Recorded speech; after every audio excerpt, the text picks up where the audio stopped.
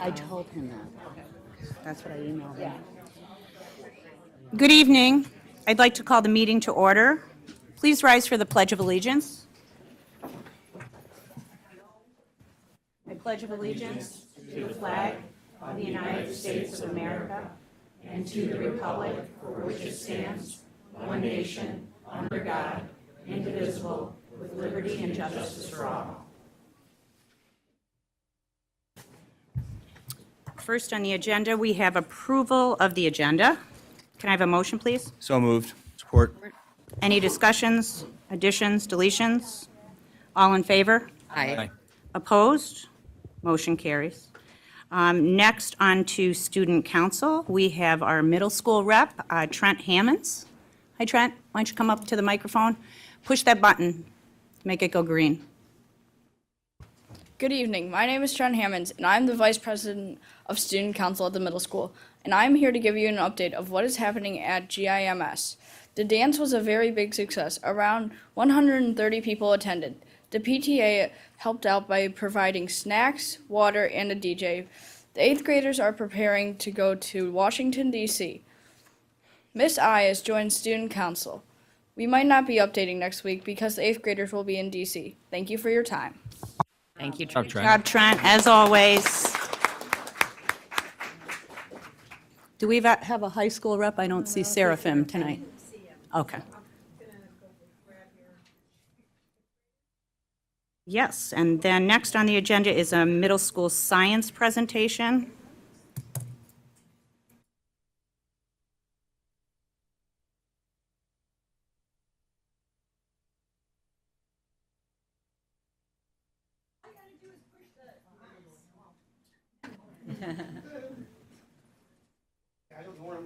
Right over here, guys. Oh, boy. Oh, we have. Welcome, Mr. Hademaker. Hello, everybody. How are you? Thanks for coming tonight. All right, am I? Oh, I am on. Ron, I really don't need this, but It's for the viewers at at home. home. I got it. We gotta just get set up a little second, just for a Problem. second. So, why don't you guys- Okay, cool. All right, I guess I will get started. So I'll keep this under 45 minutes. I'm John Hademaker. I'm a middle school science teacher. I teach 6th, 7th, and 8th grade science.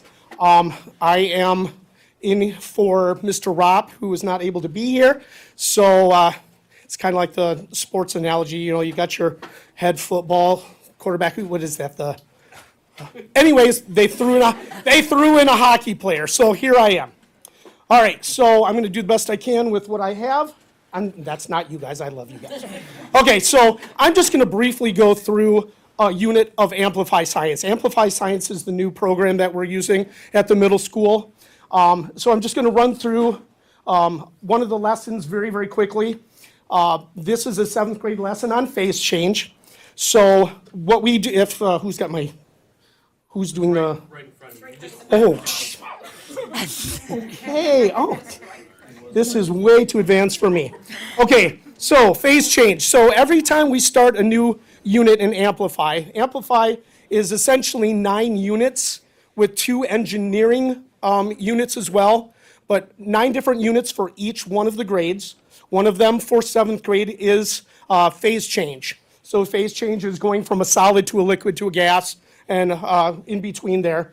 We do not deal with the going to plasma. That's just beyond what we need right now. So we always start out our units with a pre-test, which is, I think, a different slide. But the idea behind this is when students come into middle school at this level, we're trying to get them to understand a concept that they cannot physically see. We are generally, it's a macro scale world for us. Yes, I've got a bottle of water here. I can see the liquid in here. What we need them to know is something much smaller, which is the molecular scale, all right? Microscopic, which if you don't have the right tools, you can't see that. This is where Amplify really excels in that they have all kinds of tools and models and different methods of showing these type of hard to understand, hard to grasp grab concepts of things that you can't really see. All right, so we're going from macro to molecular scale. All right, so like I said, we always start out with pretest. Like I always say, it's nice to know what you know, but it's almost better to know what you don't know. And this allows the teachers of science to be able to look and say, okay, what do the students know? Now, in the beginning, I mean, if everybody knew this stuff, we wouldn't be teaching it. And we find almost always that the scores are really low on the pretest. That's to be expected. But it also allows us to see what they do know in the process as well. And what we have found with this particular unit, kids know a lot about the basics of freezing and thawing and changing from solid liquids and gases, but they don't know what's happening at the molecular scale. All right, so they have a lot of little videos. These videos are great because they show real life things happening. Like this is what I'm going to assume is a metal cup, that first top corner, which has ice water in it. And what do we see happen on those? The water vapor is condensating. And Yep, water so we got condensates. condensation. Next one, we have water in the desert, which is eventually gonna what?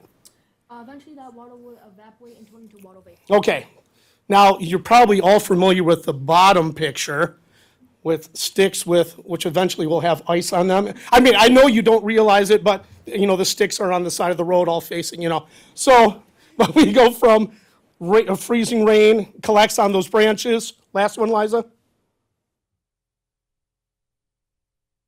What's that popsicle gonna do? There you go. All right, going from solid to a liquid. All right, so we have we have a general unit question, which at the end of the whole unit, you should be able to very thoroughly answer this unit question. How can the appearance of a substance change without becoming a different substance? Right? Generally, each one of always, the lessons have 4 different unit questions. All right? Unit 1 question, what happens to a liquid, what happened to the liquid in Titan's Lake? Now, this is based on a natural phenomena, which in this case is we have a planet called Saturn, which has a moon called Titan. All right? They set up these scenarios where, hey, we have a probe that has been circling Titan for years, right? They are taking pictures of all of these different areas, and they find what ends up being a lake on Titan. Now, we know that Titan is very far away from the sun, very cold temperatures. In fact, they tell us eventually, how warm is it there? Negative 108 was 180 something, super cold. So we have a lake. Now we have to then go, okay, what do we know ourselves about lakes? Because we do experience lakes, right? Yeah. Lakes here, but would we have a liquid water lake on that planet? No. Or on that moon? Absolutely not. But this is where they start using what they know from their own lives and start to figure out what could have happened to this lake, because in 2007, it was liquid, but now we don't see it in 2009. So we got to figure out when the heck it happened to that lake. So we have this natural phenomena. We got to try and figure it out because we don't know. The probe hasn't landed. All it's doing is taking pictures. So now, whenever we have a question, what do they always give us afterwards? A claim. There you go, claims, proposed answers to the question. All right, so it says, okay, well, let's take a look at these possible claims, these possible answers to this question. Could the lake have frozen? Or could the lake have evaporated? Now, have you all dealt with evaporation and freezing? Yes. Absolutely. Again, with water, not with liquid methane. All right, so we got to figure this out. Now, all right, Emma, what is awesome about this? It shows us that even when Come over this way.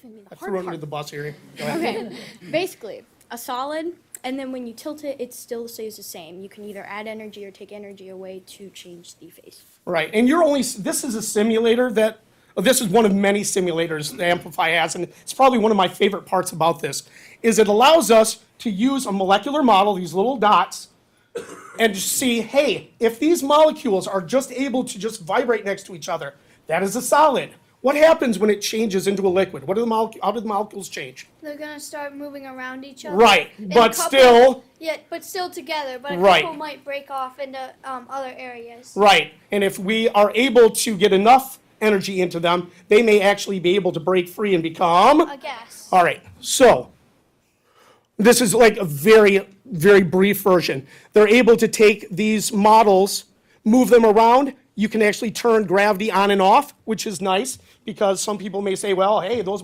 particles are together because gravity's pulling them all down. But you take gravity out, does the same thing, but it floats around, all right? And that's not something you can do in a classroom, is just turn off the gravity. So that's what's nice about these simulators. Oh, that'd be awesome, wouldn't it? All right.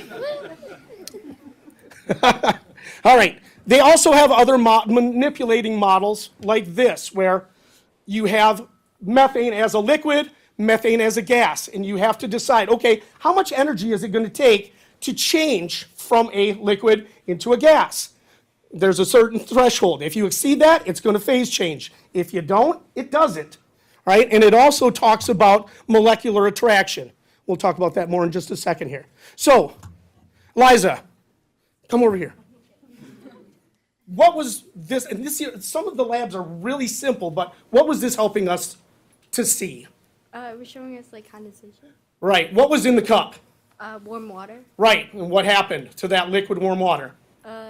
It went into air. Right. Changed into the gas, and then what did it start to do around the Water. inside of that cup? Water vapor. Yeah, the water vapor changed into, Liquid. right, back in liquid. It condensed inside. So you're able to see the change from a liquid into a gas, back into a liquid. So it's got a lot of neat little, very simple little experiments like this. Thank you. All right. Now, this one, we just didn't have enough time to do this, but everybody here has used sanitizer, right? I'm fairly certain. All right. Now, with hand sanitizer, Finn, can you tell us what happens with hand sanitizer versus water? We got two little vials, hand sanitizer and water. When you rub together hand sanitizer, it goes away very quickly because it takes a very small amount of heat to disappear. But with water, it just keeps its structure the same. And if you try to rub that into your hands, it will just make your hands wet. Exactly. And they will stay wet. Exactly. We all know that. Your hands are wet, it takes a while for them to dry, but hand sanitizer, poof. And that has to deal with molecular attraction. Every substance wants to stay together. Those particles, when I learned about this, it was like they're like tiny sticky particles. And we need to give them enough energy to be able to break free or change their motion. And hand sanitizer doesn't take much. It very, very quickly changes phase. It doesn't take a lot of energy. All right. So again, molecular attraction. This is one of the main things we want to know. These particles want to stay together. How can we get them to change that motion? All right. So next question, our chapter 2 question. What would cause liquid methane to change phase? Now this is, and I apologize, this is going to get noisy for a second. Board members, you are in for a treat. So, all right. So I'm going to have my lovely assistants here go around and just kind of spread out evenly so they all get really aggravated. All right, so what they're going to show you is a model that uses marbles. Now, these marbles are magnetized, so magnets want to stay together. Okay. The colored ones, the rainbow colored, those are going to be really weak magnets, represent low molecular attraction, where the other ones are very, very strong. All right, so the amount of energy it takes to break apart or change the motion of the colored ones doesn't take much. If they did it full on with the really strong ones, we'd all be running out. All right? Very cool. Right. Very, very cool. All right, have you had enough of that? I apologize. But but it's pretty fun, and nothing flew across the room, so we'll call it a good one. All right. So, again, sometimes you're going to cause changes from solid liquids to gases to liquids. But this just shows, hey, if you want to overcome that attraction, you need to add enough energy. And I know with me, I tried to shake the really hard ones. I could not change it into a gas to get the particles to break free without hurting someone. All right. Okay, so again, this is one of the things where in the end, they need to know if you want to go from a solid and change that limited motion to something a little more fluid, you got to add energy to go to the next step, so on and so forth. You got to take energy away to go the other direction. And you can even go past a phase, like go from a solid directly to a gas. For instance, you ever walk into a room and went, I smell chocolate. Well, one of those particles of the chocolate, of that solid chocolate bar, had to break free and get in your nose. Kind of like if you're walking, along and you see this big steaming pile of mom's meatloaf, same sort of thing. What do you think I was going to say? Okay, so same sort of thing. All right. Along the way, we have a lot of formative assessment pieces. These are the practices, all right, the practice tests. See what we know. We have a pre-unit formative assessment. We have a mid-unit lesson called a critical juncture assessment. We have little self-assessments at the end of many of the lessons, just so we're constantly saying, hey, what do I know and what don't I know? All right? And then in the end, near the end here, we have to eventually figure out what is going on with that lake. Now, most of the time, we end up getting these evidence cards, like a little bit earlier than this. But as we start to ask more questions and try and figure out what's going on, we get more evidence. And we have to sort through this evidence and say, hey, what is the good stuff? What is the really solid evidence? What are some lesser pieces of evidence? Do I have evidence that is going to refute one of our claims or support? And this is where the fun stuff happens, is because in the end, we have to, we always have some sort of doctor or something that we have to say, this is what I think happened. And I have to use my evidence to support whichever claim I chose. We don't care which claim they chose. It's, can you back it up with evidence? All right? Some people may say it's because of freezing. Some people may say it's from evaporating. We don't care. It's, what can you back it up with? All right? So, and I think that's it. Whew, I'm all sweaty. Sorry about that. I get a little excited by this stuff. So, if you have any questions for myself or my lovely assistants. Well, you did a great job, Mr. Petermaker. Well, thank you very much. Do you mind letting your helpers introduce themselves to the board? Hi, my name is Delia. Hi, Zelia. My name is Finley. My name is Emma. My name is Eliza. You guys were great. You were very good. Thank you so much. This program's really impressive. Board members were able to go in and take a look and see it firsthand. I think I was there when they were doing a rock demonstration type thing, and it was really, really cool to see. So thank you. Keep up the good work. We appreciate you. We appreciate you letting us come out and talk about it. Yeah. Thank you, guys. Bye, guys. Thank you, everybody. Next on the agenda, we have our architectural services. I have Dave, Rich, and Bree from the Collaborative here. Welcome.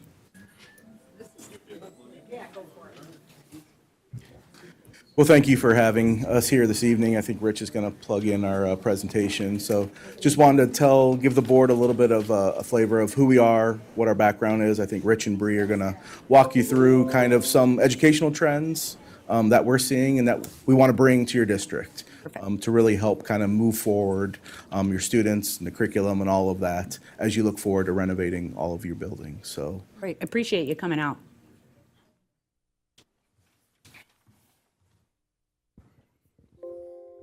While we're pulling that up, we're really excited to work with the Collaborative on all of our bond projects and excited to get started after board approval tonight. So thank you again for coming tonight to share the presentation. Great.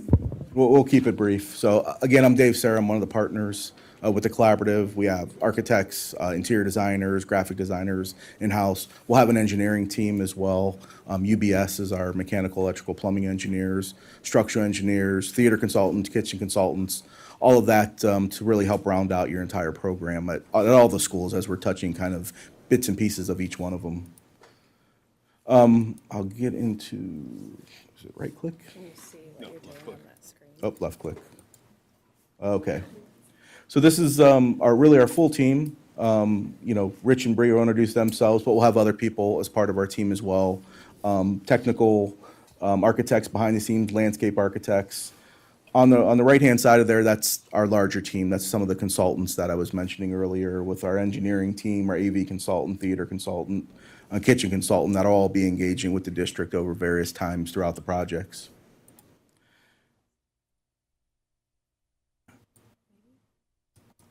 I don't know what I'm doing. Okay, there we go. Just a little bit about the collaborative. About 60% of the work we do day in and day out is in education.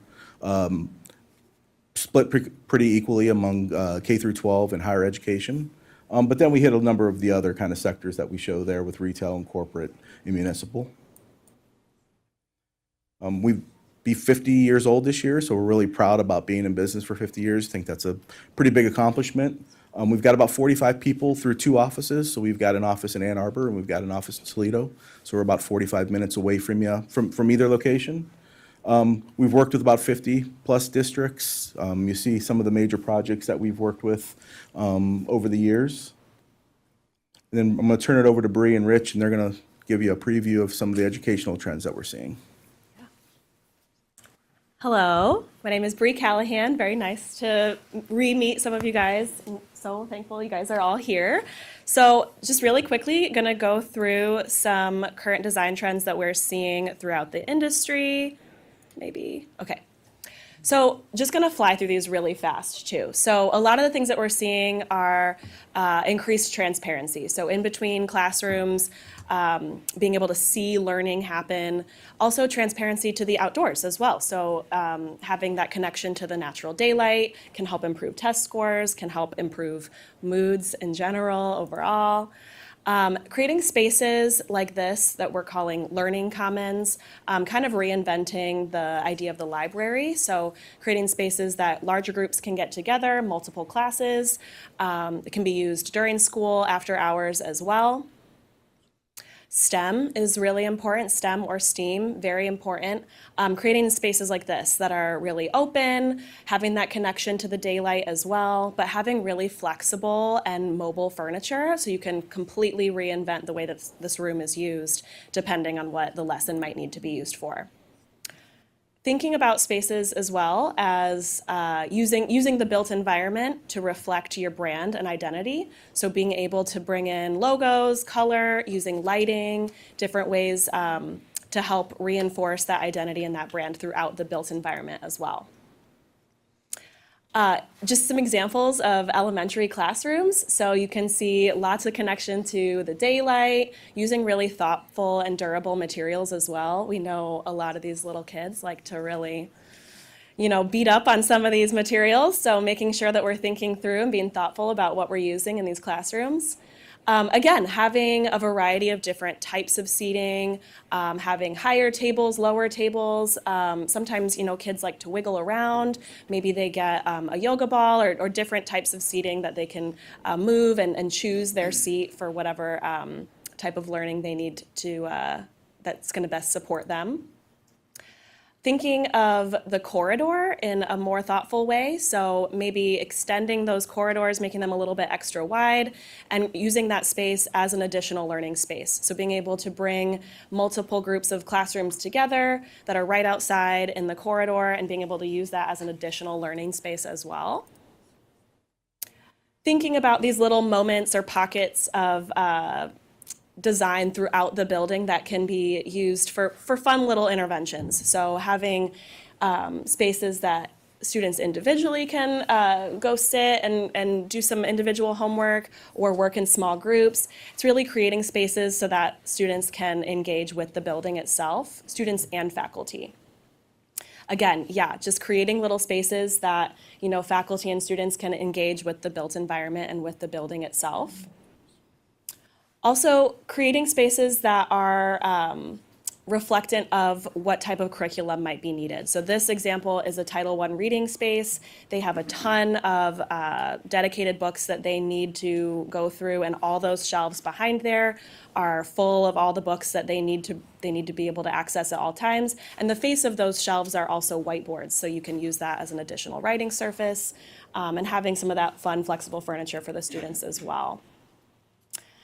Thinking of the cafeteria in a different way as well. So being able to create a space that can be used outside of those kind of 2 to 3 hours that it's being used for, lunch during the day. This space in particular, they use it for board meetings or if there's a news function that needs to happen. So making sure that we are branding the environment properly, thinking about acoustics, thinking about lighting, all those things are really important for spaces like this. Again, very similar, thinking about lighting, thinking about acoustics within these larger built environments. Same thing with gymnasiums. Thinking about the lighting, thinking about the acoustics, the branding, and thinking about how you can create the same type of brand at multiple different schools. So as you can see from with that last one, it's very similar to this one. 2 different elementary schools within the same district. You know that you are at this school district when you're there, but creating their own individual identity as well.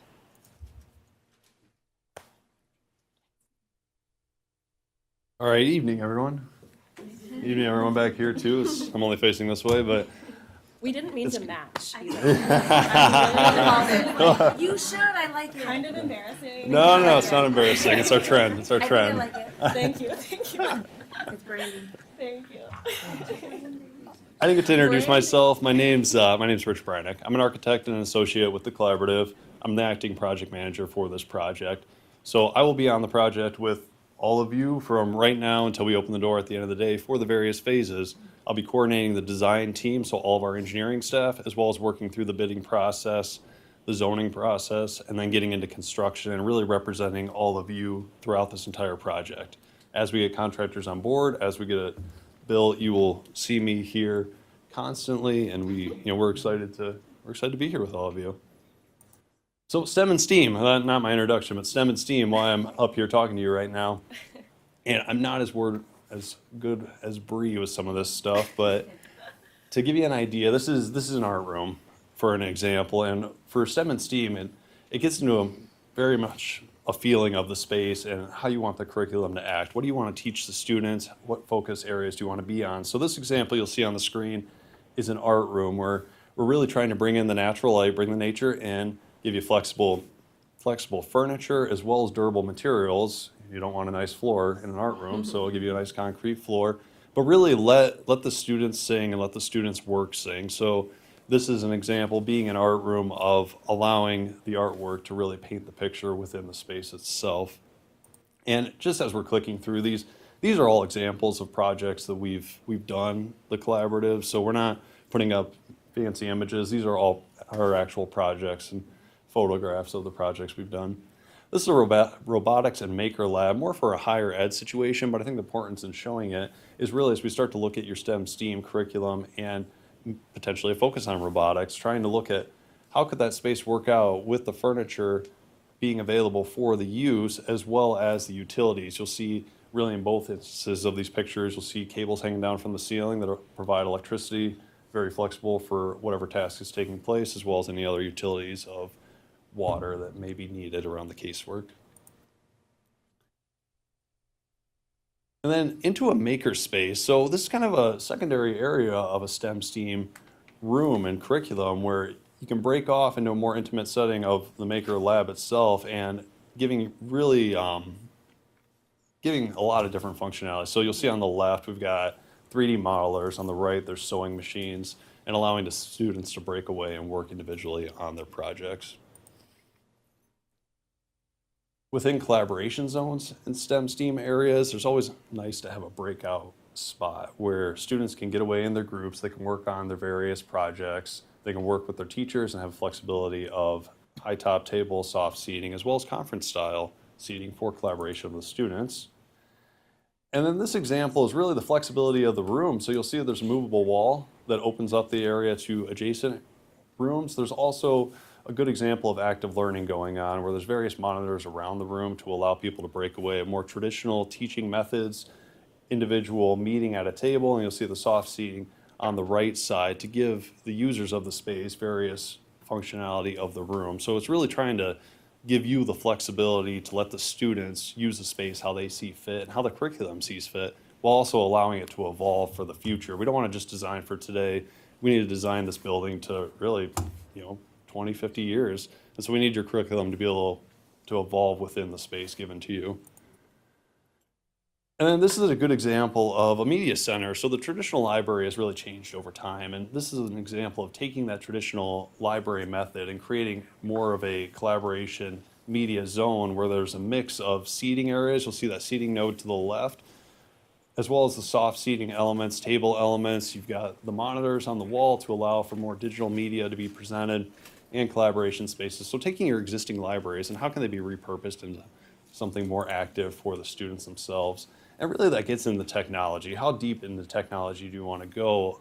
And this is really going to be talking with your curriculums. How do you intend to use the space? This example has a teaching wall, but all those tables act individually from one another or together as a whole with the room. It doesn't sound very complicated, but it's extremely complex when it gets to the technology side and how the utilities are used. So being able to understand how you want to use the space, and even in the future of maybe this doesn't make sense right now, but let's put some floor boxes in so we're not cutting your concrete in the future. So anything we can do to help you in the future with the curriculum, how it's going to grow. And this is probably a little bit out there, but it's one we just did for a K-12 district in the Toledo area. It's a full immersion room. So it's a 360-degree room. It's got 12 projectors on the ceiling that allow for that image to be projected all around you. So everywhere you look, you really get immersed in the entire experience. So lots of potential, lots of areas you can go, which is very exciting because you have such a focus on STEM and STEAM into this project for all your schools. So there's we're excited to dig into it with you and grow together. Yeah. So just gonna kind of finish up with some of the design trends as well. So when we're thinking about pedagogy, is that what we decided last time? Pedagogies? Okay, never know if it's pedagogy or pedagogy. So when we're thinking about some of the pedagogies, thank you, as far as how you're teaching, there's these terms of active learning, passive learning, and this is a diagram that we like to use a lot that helps describe how you can have a passive or an active learning environment with basically any size classroom. A lot of people think that you have to have a really large classroom in order to have an active learning style classroom, but you can really accomplish that with any size room. And creating spaces that are going to be flexible. So like Rich was saying, having some of that really flexible furniture, having all the tables on casters. Really, you can reinvent the room to support whatever type of learning is going to need to happen that particular day. So this is an example of that. It's a very active learning classroom. You can see the instructor is actually in the middle of the classroom.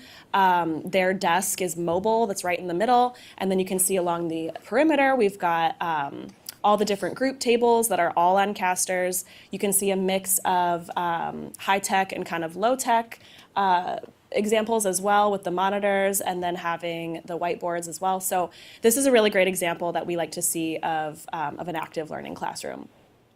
And this, very similar to, it's a little bit more on the passive side, probably somewhere in the middle. But you can see we've got large groups of tables. This one decided to do individual tables so they can be grouped together like you see, or they can be separated if you're doing a test or like situations like COVID, you can separate people out.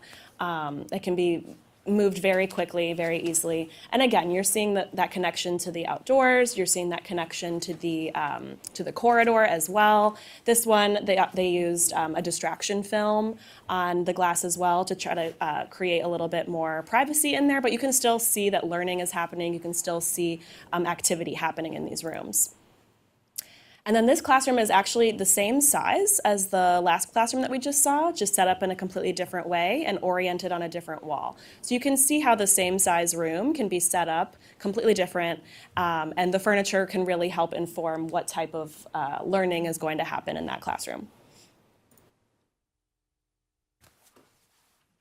All right, so those are some trends, some educational trends, some of the holistic ideas we try to look at within our designs, working with you from beginning to end. So let's look at some initial considerations. Can't read the own slide. Initial considerations for the space, and let me lead off with a little disclaimer here. These are some very high-level renderings and images that we're going to show you of your project that were fortunate enough to work with you on prior to the bond. So just give you a quick idea of some of the items being discussed, which isn't that. I think you're going backwards. Yeah, I didn't know you could click on the left side of the page and go that way. Learned something new. All right, there we go. Maybe everybody else knew that. I didn't know that. All right, so here's a plan. You guys will recognize this. So this is Park Lane Elementary, and basically what we're looking at is trying to expand out the school by looking at various additions as well as a overall site plan improvement for the space. So within here, you'll see separation of the faculty parking as well as the, well, I shouldn't say student parking for elementary school, but any visitor parking within the space.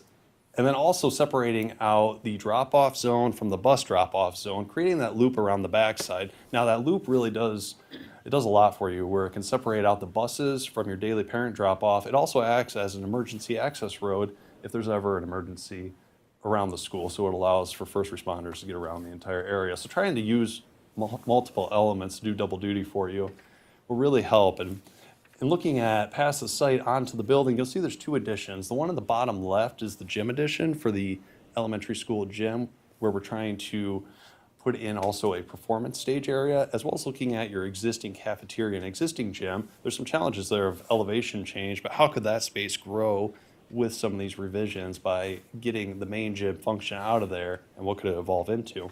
And at the top of the page, you'll see the classroom addition. Now, this is a pretty traditional classroom that really mimics what's there today, and kind of had Bree had mentioned with some of the current trends. This is showing very much a double-loaded corridor of classrooms and more traditional space. Now, if those classrooms could be shrank a little bit, no one wants to lose square footage, but if they could be shrunk, we could start to open up the corridor and start to open up more collaboration zones between the classrooms that create these breakout pockets within the school. And so instead of having a dead corridor, now you have an active corridor that has a function, and you're gaining square footage instead of losing. So how we can look at some of those strategies with you moving forward in the design will really help to inform how this final product's gonna turn out. All right, so let's end it off with some nice pictures, and I will click on the bottom right corner of the page. So here's an overall bird's eye view of the school with the additions. You'll see that we're looking at various improvements, the site that we had discussed, playgrounds within the space, as well as reworking the athletic fields around it, the parking areas, and the additions themselves. Here's more of a lower level, so this is getting up towards the back corner, the back right of the plan that we had shown for the bus loop. So you can see how the buses would act going around there, and how that lane could really be used in the future. You know, maybe it gets closed off and is used for a different situation of gym or the students walking around. And then also into the front with the gym addition, really focusing on trying to get light into that gym, looking at branding opportunities for the district, and making that a show point for the overall project. So again, very high level. We're starting from square one. It's going to look nothing like this at the end of the day, but really to give you kind of a flavor of what was initially talked about and discussed, and a starting point for this bond. So with that, we'll thank, I talked a little bit better facing this way. With that, we're going to thank all of you for listening to us through this presentation. You know, if there's any questions, let us know, but we really appreciate all your time allowing us to come and speak with you. Thank you, guys. Excited to get started. Appreciate your time. That was Yep, great. thank you. That was great. We're very excited. We've heard great things. Looking forward to working with you. Yeah, and I just wanted to further the disclaimer that we haven't started the design process, so what they showed, it could end up being really different. I know when people see things, that's what gets burned into their head, so I just want to make sure we're all aware that we're excited about the design process. We also are putting together committees for Park Lane, STEM, and athletic committees for the design process, and we have a couple seats for community members, so if there are any individuals with some background that could aid the district that want to reach out to me directly for any of those three committees. We only have a couple seats, obviously, can't have too big of a committee, but happy to hear from our community and get them involved in the process. Thank you guys for being here. Thank you. Thanks. Great job. Thank you, guys.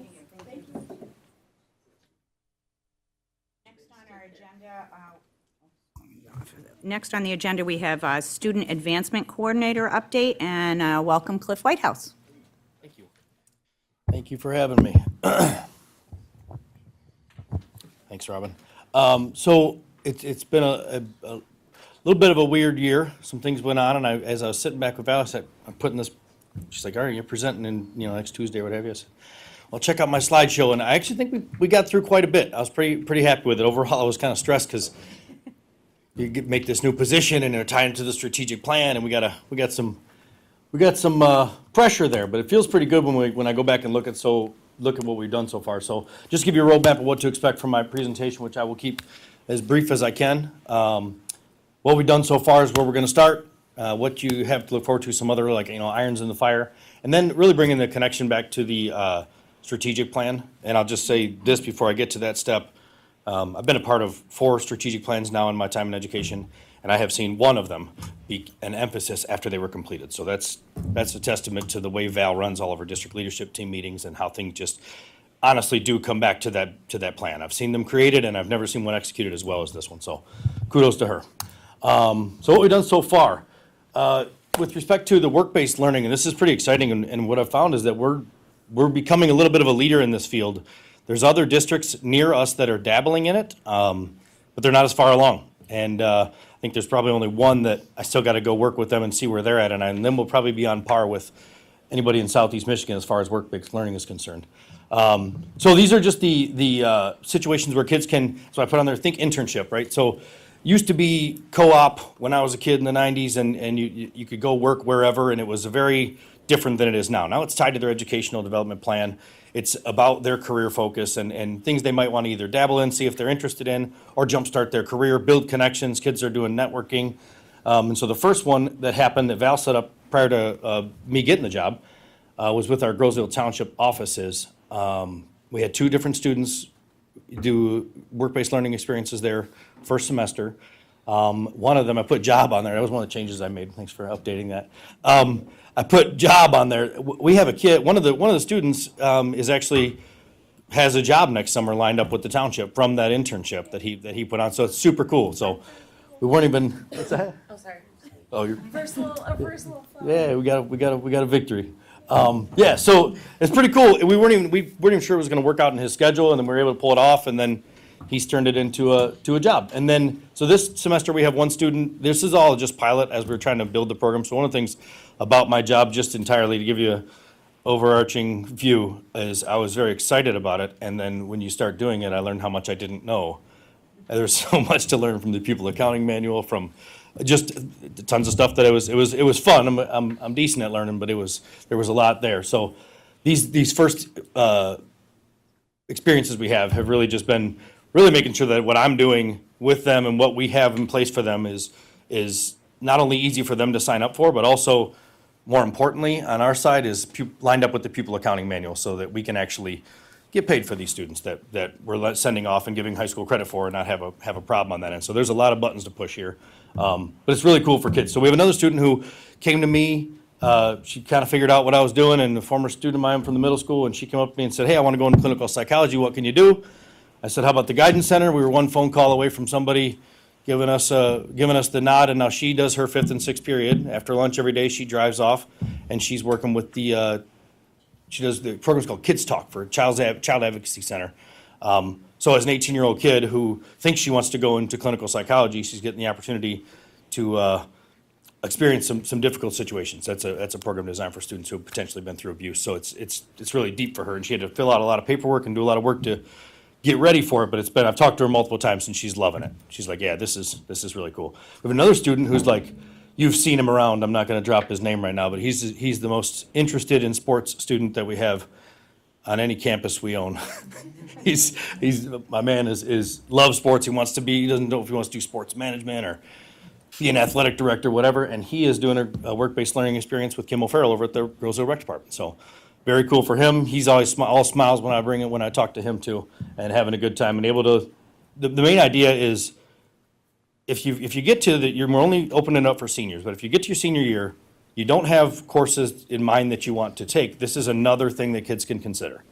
Do I want to try to experience something in a field that I'm interested in? Do I want to try to use it as a springboard or a networking opportunity, or just, it's even good when kids, do an experience. One of the township office's kids did the experience and decided she doesn't want to do that with her life. I said, "You owe me some money. We just saved you some money in college, and you don't go to school for that anymore, right? Go to school for something else." So that's where we're at. We already have multiple students signed up, and we're looking for more. I don't want to guess at a number, but we're already at like 6 or 7 that have come to me ahead of time, and I haven't even gotten the data from the counseling department for who I'll check that box. So that's work-based learning. Online learning, and I think work-based will be the longest one. So if you're bored by me, just hang tight. We needed a new program. Michigan Virtual we needed a new program. And Edgenuity is one that's much more popular around here. It's much more fluid for kids. So we had students that I was monitoring and online learning in the first semester who were doing Michigan Virtual. The same students have been transferred over to Edgenuity. So we were able to say, hey, talk to me about what experiences you've had differently. And just the response has been great so far. The one kid said, you know, I really hate essays, and I struggled a little bit with that last class because she didn't have to move, she wasn't forced to move in a linear fashion through this course, so she dodged an assignment, and it kind of came back to bite her in the butt, and she was telling me about it, and she said, this program won't let me do that. And so one thing you should know about these programs is that they're not all exactly the same, but what we're looking at with respect to what I've done with online learning is the courses that have teachers of record on board. So these are where they have actual human teachers connected to them. So we get the information back about what is their PIC number, what's their name, we get all their information to when we put into what's called rep, when we put in our system. They're not our employees, but we're purchasing with the package. When we purchase the class, we purchase their teacher of records, their access to their teacher of record, which is a change that has happened in online learning. We can't just put a bunch of kids on, these module-based programs and just say that this one math teacher can have 70 different topics going on at one time, which I don't think we ever had that, but you get the idea. That's no longer allowed. Every course has to be represented by a content-specific Michigan certified teacher of record. Which when I say it out loud, it sounds like a pretty good change. I put on there 50D changes. There's some things that just, as you've been listening to some of the lingo, one of the rules was 21F that people still throw out there. It's not a thing anymore. One of the rules words that got thrown out for a very long time was seat time waiver, and how a lot of these virtual schools created seat time waivers. And I just put that piece on there just to tell you, Section 50D is the pupil accounting section that we focus on, and there's been quite a few changes. So we're able to, I think, again, I'm liking where we're at with online learning because I think we're kind of capturing some of the new changes, whereas other people have some structures that were in place. They're going to have to move them because we're a little bit more fresh on it. We're able to be a little more flexible. Our work with the DCTC program has been cool. The idea with DCTC is that we're still trying to get away from people thinking this is vocational. You're going to college versus you're not going to college from the 70s, right? That is not what this is. I don't want to say half, but a quarter anyway of the programs offer college credit. So it's clearly for college-bound students as well. Do enrollment embedded in them, and there's just really some great programs. So we've been making a greater emphasis, and I'd say this one's not just me, this is across the board, principals, counselors, et cetera. We have had the students tour, at our class meetings, scheduling meetings, we had the students tour our programs. We have the education program in the health occupations classroom or course at our building, and we ran them through that. When we went to ninth grade orientation, we had John Nashashevsky from the DCTC program, their director, spoke, and it was just really the idea that why we want to build up the Downriver, our connection to DCTC is, again, the idea is to create more pathways. And if we have 135 kids in a graduating class, we really ideally should have 135 personalized learning plans to get each one of those 135 individuals where they want to be. That's the ideal model. So it's just making sure that we're opening up doors and emphasizing what we do have, celebrating what we do have, informing kids. We got an 8th grade field trip coming up, May 4th, Star Wars Day. We're taking all of our 8th graders over we have looked at their EDPs, their educational development plans, Ms. Sir Hall and myself, and created a schedule of which classes fit their career matchmaker, which are the DCTC courses. And so we're going to drive over to Wayne County Community College, and we've bombarded a lot of their space, and we're going to drop off all of our 8th graders. They're going to go through and get to dabble in the programs that fit their career plans right now, or career desires right now. Their matchmaker, not their plans, they're 14. But, and we're also, Shoemate Middle School is doing the same thing. So we're trying to pilot this with Shoemate and with DCTC to hopefully be able to turn this into all 10 middle schools in the consortium in the future. Just so kids are aware of what options they have. And then one of the things I throw on there is my visits got sidetracked, but I do plan on picking up once scheduling settled a bit. I intend to physically visit every program in the DCTC consortium so that at least, I can be that point person to speak to what's actually in all of those cool programs. All right, what's around the corner? Dual enrollment. I put increase and expand. It's not for everyone, and I probably should have put the dual enrollment versus AP at the top of this slide, so I'm just gonna say it in that order, because that's what I wish I would have done right this minute. Dual enrollment versus AP, we have tons of kids taking AP classes. I'm not trying to take away from any AP courses. AP courses are great. Dual enrollment and AP are not the same approach, and they fit a different student profile and a different desire that a kid might have in many different ways, and I'm not gonna bore you with all of them, but just know that going and earning a credit at a college course takes a different approach to being a student, and also results in something different. And college credit wise, if you pass the dual enrollment course, you get the credit. If you don't pass the AP exam in May, you don't get any credit. As far as rigor is concerned, I don't want to say which one is. That'd be unfair to make comparisons all the way across the board. What I will say is they're very different. Dual enrollment is semester-long courses. Typically twice or 3 times meeting a week, like when you guys went to college, right? And it's different with AP. So they're very different. We're trying to make sure that our kids know which of those paths is better for them. That's the idea with my whole thing, is not about what I think is great. It's about what kids should have in front of as far as opportunities go. So a couple of the things we're working on to create more opportunities around the corner, hopefully, is the potential to have direct college, which the fast version of that is college professors teaching in our building. So structures they could set up where they might do a Tuesday, Thursday class, and then they couple it with another college faculty for a Monday, Wednesday class. And then we could give kids work time on Friday, things like that. Those are some of the models. Nothing has been nailed down, but trying to bring in college professors to give kids that opportunity. And early middle college, the fast version of that is when students would enroll in this program as a sophomore, and they would earn double dip credits for their high school diploma and a college associate's degree. They'd have to attend school for a 5th year. They would technically be our student for a 5th year and wouldn't really be on campus much, because they'd be mostly at the other campus, the college campus. When they finish that, they graduate with a high school diploma and an associate's degree simultaneously. This is not some newfangled idea. Most of the districts around us have early middle college access. And we're working on that. But I put Wayne County Community College, Henry Ford Community College, and U of M Dearborn, because those are the conversations. We've already met with Wayne County. We're meeting with Henry Ford tomorrow, and I spoke with U of M Dearborn today. We're hopefully meeting sometime in the next week or two with U of M Dearborn. So,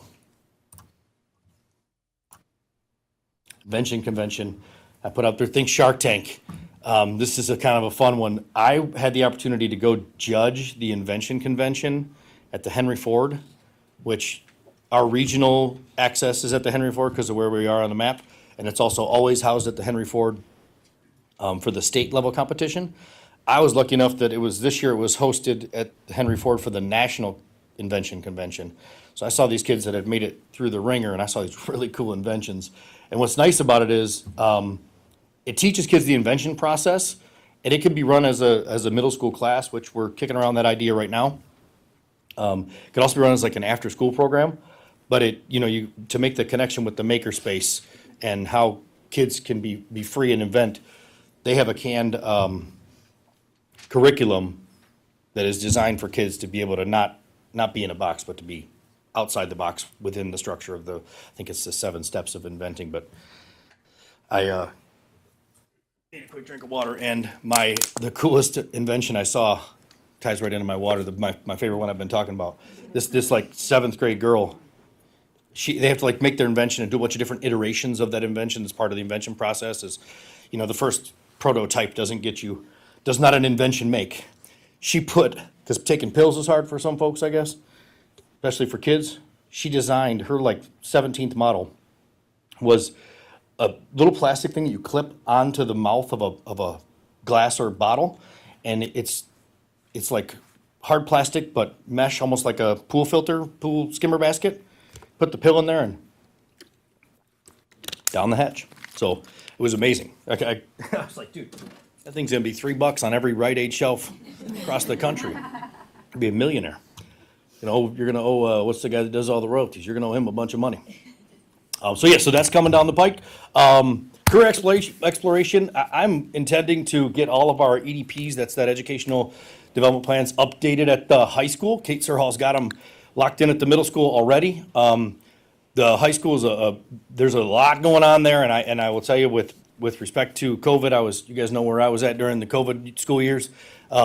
There's there was a lot going on. So there's some things that we need to get updated, and this is one of my work-based learning requirements. So I have to have the updated EDPs and tie the work-based learning to the EDP. So through that, I've kind of become pretty familiar with Zello. That's our program that we use in the state.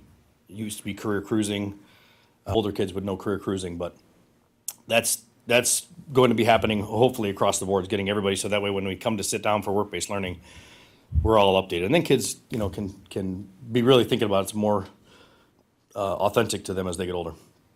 We've done some field experiences, sent a kid out to Grand Valley State to go out and check out their marine biology program out there.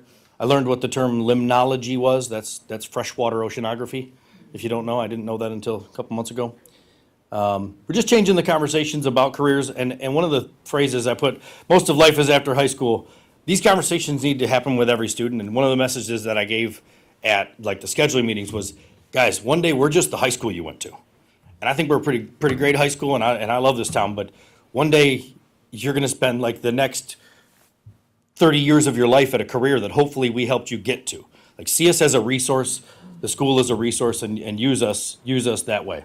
So a couple things on connecting to the strategic plan, and how that's worked out.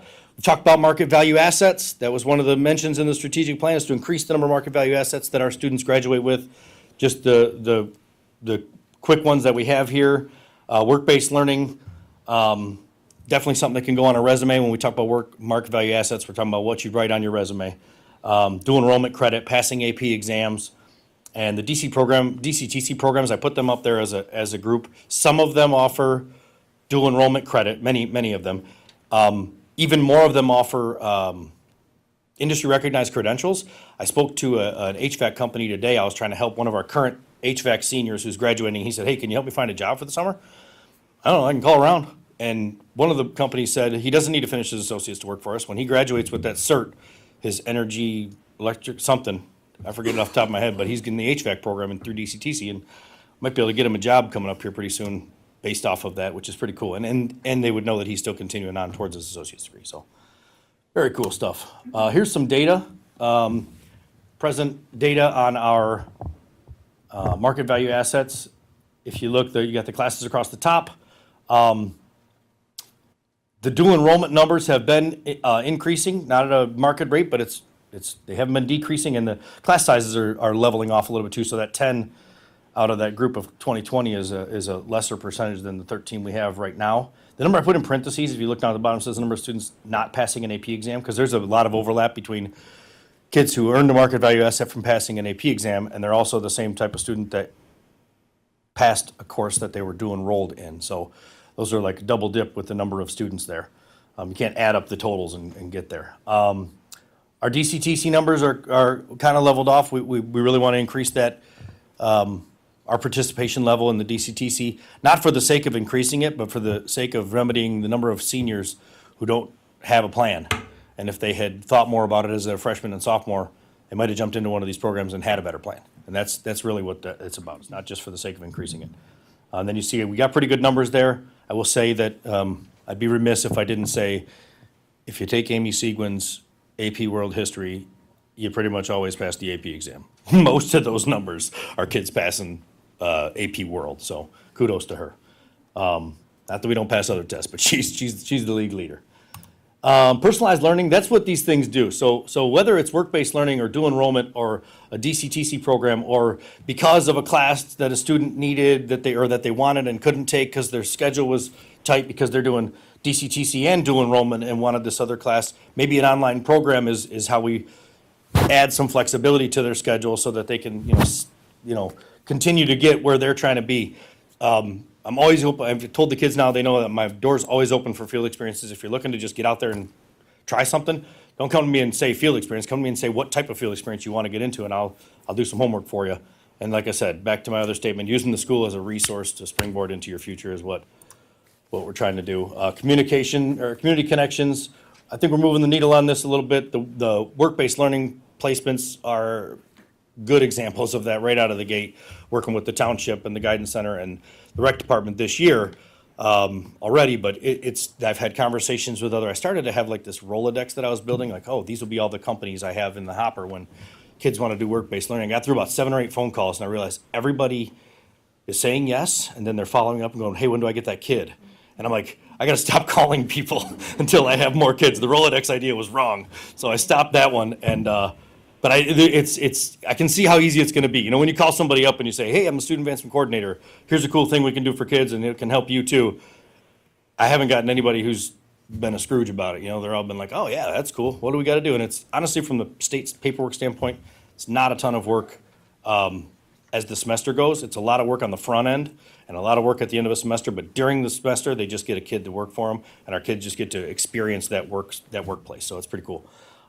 Invention Convention's been great because that actually came through an email to Val that she forwarded on, and it just kind of is probably going to turn into a middle school class next year, which is a neat connection to the community. And then the last one on this is the bond sale event. You guys are aware of the bond sale event. Have it in my update. I'll let you update it, but that's looking cool. Brett and I have been, the assistant principal, Brett Bennett, and I have been working on fanning that flame and getting more kids interested in it. I think we got a pretty decent number at this point, so should be pretty cool. What questions do you have for me? Very thorough. Thank you. It's very exciting. Yeah, a lot of cool stuff. Thank you guys for your time. Thanks, Cliff.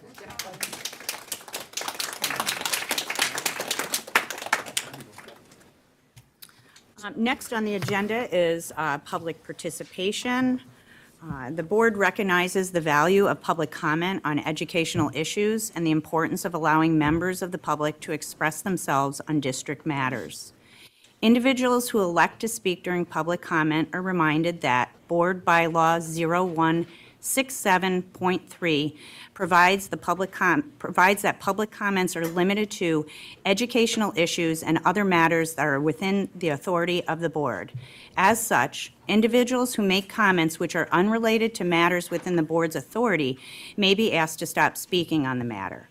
Also, the board has an obligation to balance the rights of individuals to speak on public matters in open session with the rights of district employees, and their ability to request complaints against them are heard in closed session pursuant to Section 8(1)A of the Open Meetings Act if such a closed session is requested. Therefore, if there are complaints against a specific employee who has requested a closed session for complaints made against him or her, the board will allow for general public comments regarding the work performance of such an individual during the allotted time of public comment. However, if the public comments result in specific complaints against an individual employee, especially if such complaints are not directly related to the employee's work or performance, the board may move to hear such complaints in a closed session of the board. Moreover, although members of the public have a right to speak at public comment and raise concerns with the performance of district employees, I would like to make the public aware the district has in place Policy 9130, which provides for a more detailed process on how members of the public can raise concerns regarding staff members and the procedure for how such concerns are to be handled. The board encourages the public to utilize these procedures stated in Board Policy 9130 if there are concerns or complaints regarding district employees. To permit fair and orderly public expression, the board shall be guided by the following rules. Each statement made by a participant shall be limited to 5 minutes. Participants shall direct all comments to the board, not staff or other participants. Participants must be recognized by the presiding officer and will be requested to preface their comments by an announcement of their name.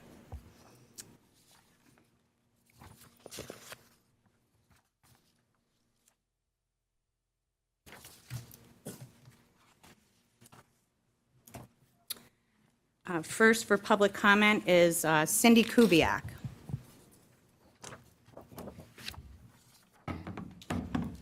Good evening. All right, I am Cindy Kubiak, resident, mother of 2 graduates, teacher at Grosse Ile Township Schools, and current Grosse Ile Education Association president. Over 30 years ago, I began working for Grosse Ile. I very quickly learned this is a special place where the schools and community come together in good times and in bad. I was on the original GIVE committee, planning how parents and teachers could work together to help students. When my son was on the high school hockey team, I witnessed the community businesses generously support their team fundraisers. However, a small but vocal group of political extremists are driving a wedge between parents, educators, and the community at a time when we all need to come together to address the real challenges facing our schools and helping our kids succeed. They want to cause chaos and win elections through divide and conquer political tactics. That might be an effective political strategy, but it's harming our kids. The vast majority of educators, parents, and families in our community are focused on strengthening our local schools and making them places where our kids learn, grow, and thrive. When I talk to parents, they're concerned about the real issues facing our school district, like student mental health and getting kids back on track. We need to work together to address students' mental health. Our kids have had a challenging few years, and more mental health services are desperately needed in our schools now more than ever. We need to do everything we can to help kids get caught up from the pandemic. Some students struggled and fell behind, and we need to help these kids get back on track so they can fulfill their potential. These have been a focus of the Grosse Ile schools, as evident during our teacher professional development, staff meetings, and PLC meetings these past few years. To fix the changes facing our schools, we must all work together to build our local schools up, not tear them down. We must reject these attacks. Working together, we as parents and educators can help get our kids the mental health they need, keep them safe, and help ensure every student is provided the opportunity to succeed. Thank you. Thank you, Cindy.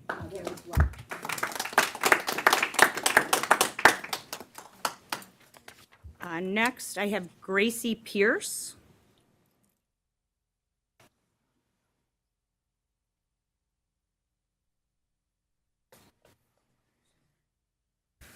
Hello, my name is Gracie Pearson. I am in 5th grade. And I would like to talk about us getting our recess back. Because recess is important for physical and mental health, it is not a privilege, it is a right. The right to revoke recess is increasingly a discussion played out in state legislation.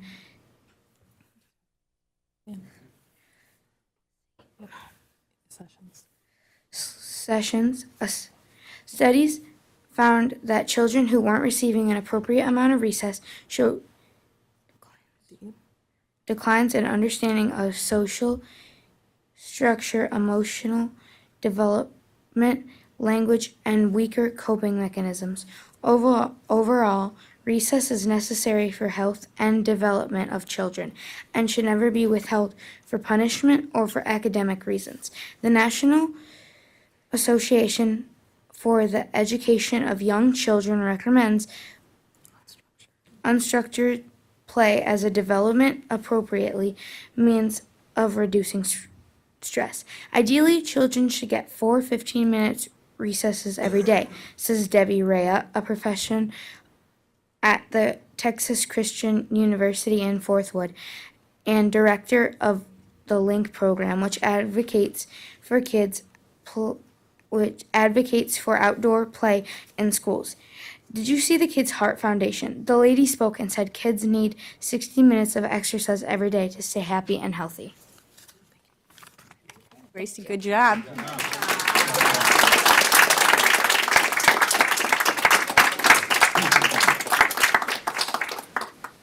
Okay, bear with me. It's hard to read some of the handwriting. Brandon, is it Dinwiddie? Brandon Dinwiddie. Hi, Brandon. How are you? Good, how are you? Good. I'm in 5th grade on Miss Brzezinski's class, and I would also like my recess back.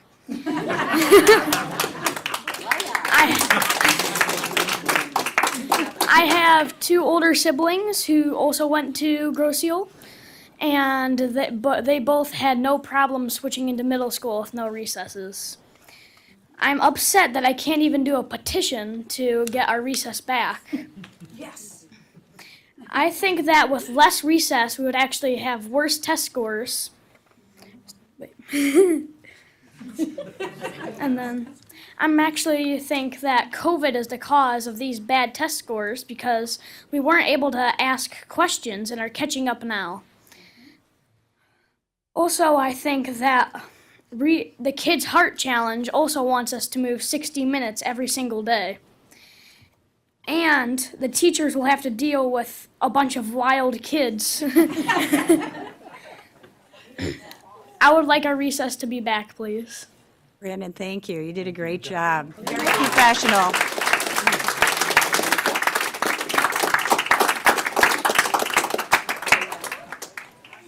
Next, we have Elizabeth Cantz.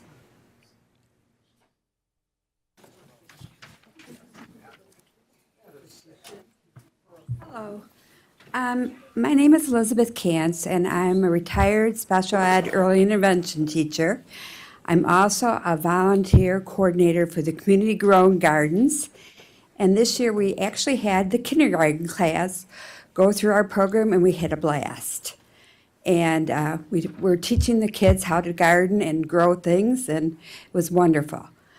My concern is that we have a music teacher that is certified, and we really need a good music teacher for the kids in the community. Music will help the kids academically, emotionally, motivate them, creativity, and if we have a good music teacher, we need to keep her. And that's basically what my concern is that we are having a hard time more and more to get certified teachers everywhere because teachers are going out. And we as a community, we have to treat teachers with respect, and we are lucky to get a certified music teacher. And that's all I want to say, is that we need to keep the teachers that we have. And we want to increase getting more good teachers. Thanks, Elizabeth.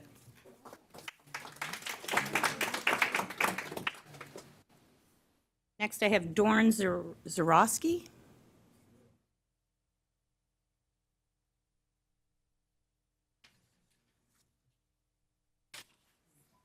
Everybody remembers this post, correct? Good evening. Let me just start with, I have always respected your position and what you do for our children and in the community. However, I now find myself questioning the judgment of each and every one of you sitting before us. While I was away on family vacation, I heard about the actions of our school board. I did on my own research and was appalled to discover that the rumors were true. Our school board actually hired a self-declared Antifa member to teach my kids. It's been a month now since any of us have seen this teacher's public post, but I am here to remind you and everyone else of just what the parents saw, which gives us great concerns about this board's ability to make sound decisions for our children. This new hire isn't just a self-declared member of Antifa. In her own words, she stated that she is a soldier for it. Boots on the ground activist is how I read it. That gives me great concerns about her ability to provide a safe and unbiased education to my children. This new hire, apparently, some came before you in the last board meeting and dismissed her words, excusing them because she was just young and in college. Let me remind all of you that this new hire is fresh out of college. This isn't us being upset about something that happened decades ago. This is a recent, and we have seen nothing from this individual showing any remorse for her disturbing or hateful rhetoric. As I briefly mentioned, you had people who stood in front of you at one of the other board meetings, and some actually congratulated you for failing to do your job properly. Now I get that teachers are allowed to have opinions, and I'm not suggesting otherwise, but this individual's words were not just opinion, they are what she stands for and believes. This self-declaration of being a political activist was proudly displayed publicly on her page even after employment. Groseal does not need political activists in our school teaching our children regardless of which aisle they claim to stand on. So I have a question for anyone thinking the board made a wise decision in overlooking this new hire's extreme rhetoric. If they had hired a proud QAnon soldier, a self-declared insurrectionist, a Proud Boy, or even an Oath Keeper to teach our children, would that be okay with you? We all know the answer to those questions. No, the people that are here to sing your praises would be flipping tables and calling for your jobs. They would be questioning their ability to provide a safe, unbiased education for their own children. I can't help but to point out that there is a major disconnect here. I honestly and genuinely don't know when wanting a nonpartisan education for our children became a partisan issue.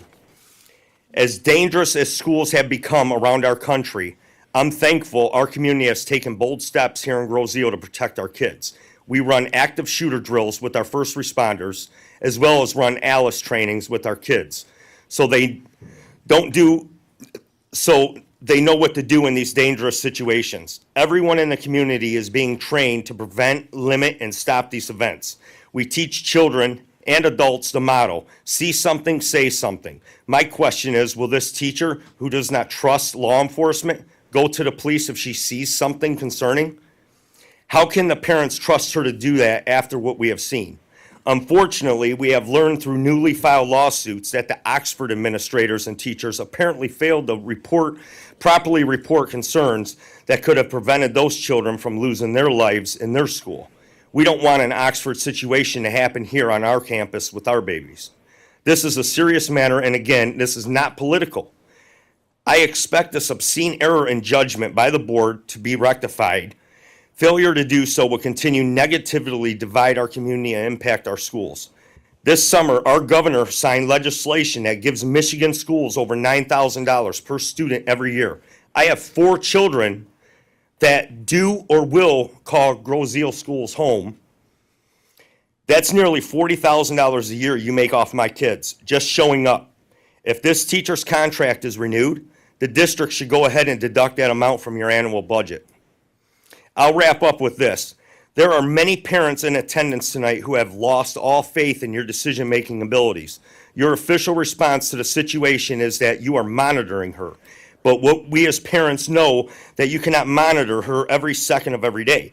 There is no way to monitor every interaction she has with a child. And the truth is, you cannot guarantee us parents that she won't be political activists while our children are in her care.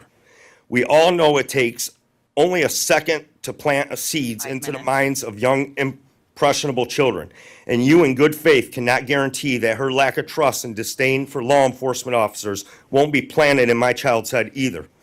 The biggest and most troubling issue for me personally is that you cannot assure me that she will say something if she sees something. Therefore, if you continue to stand by your decision to employ this individual, I no longer trust you to care for and keep my children safe.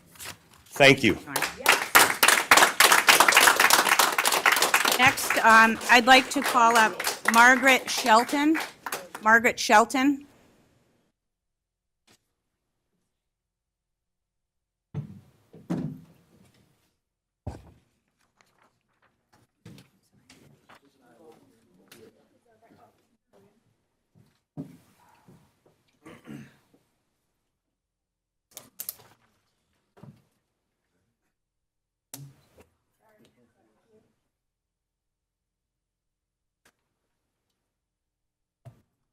Hi, Margaret Shelton. And Dorn just stole a lot of the information I was going to speak about. Thanks, Dorn.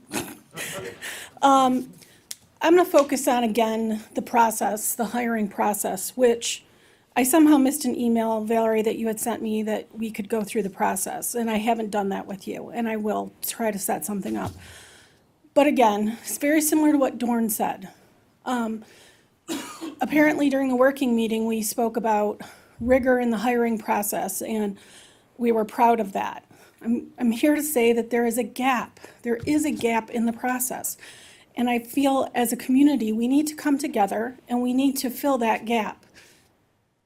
The information for this last hire was publicly available, which means there was a moot point with respect to the Governor Snyder had put out, you cannot ask people to show you your social media. Nobody had to ask. Each and every one of you, whatever the process may be, and I assume it goes from principal, superintendent to board, should have been interested in double checking before you rubber stamp anything. It should be important to you because when you're talking about a new hire, you're talking about the safety of our children. As Dorn mentioned, we have somebody who is a proud member of Antifa.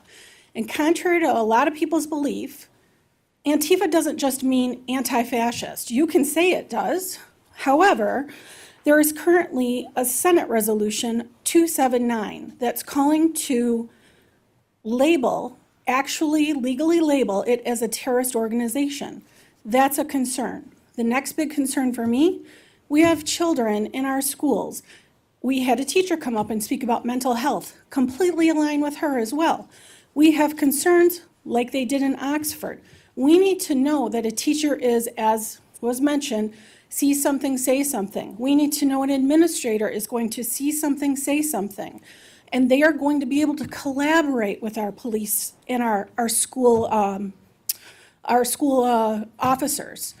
If that is not going to happen, if that's a concern, if we bring in a teacher who clearly has a disdain, disgust for police, are they going to be able to see something and say something? I really don't know that they are. We've got to stop being political. This isn't about them versus us, this versus that. We all should be apolitical and we should be security of our children. That is what is the most important thing. And the only way to do that is when you are hiring a new hire, please take a look. If it's publicly available, if somebody is proud to say the police discussed them, shame on all of you. And I'm sorry to say that for not having reviewed that.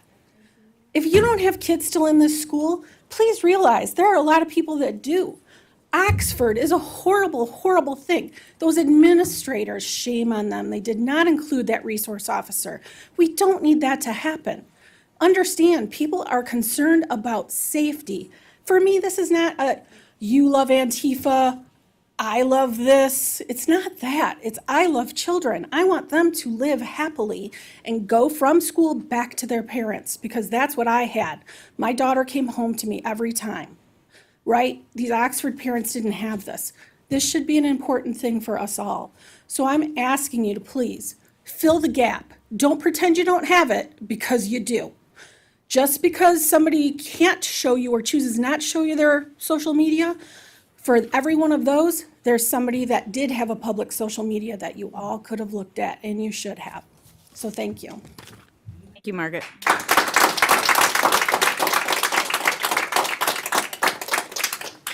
Mike D.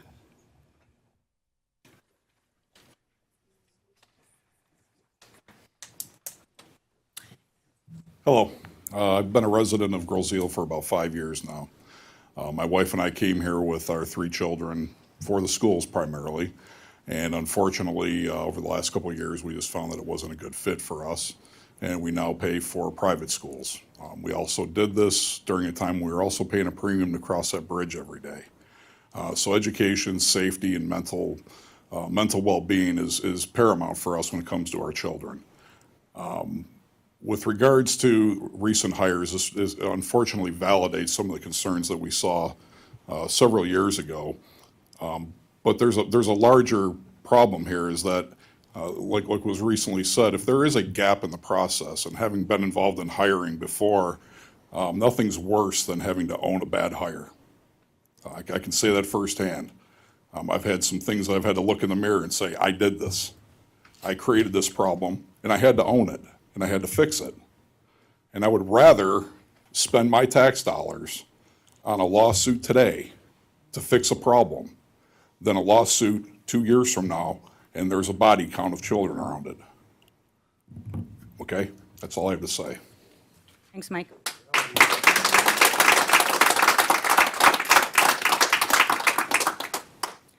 Roberta Urbani.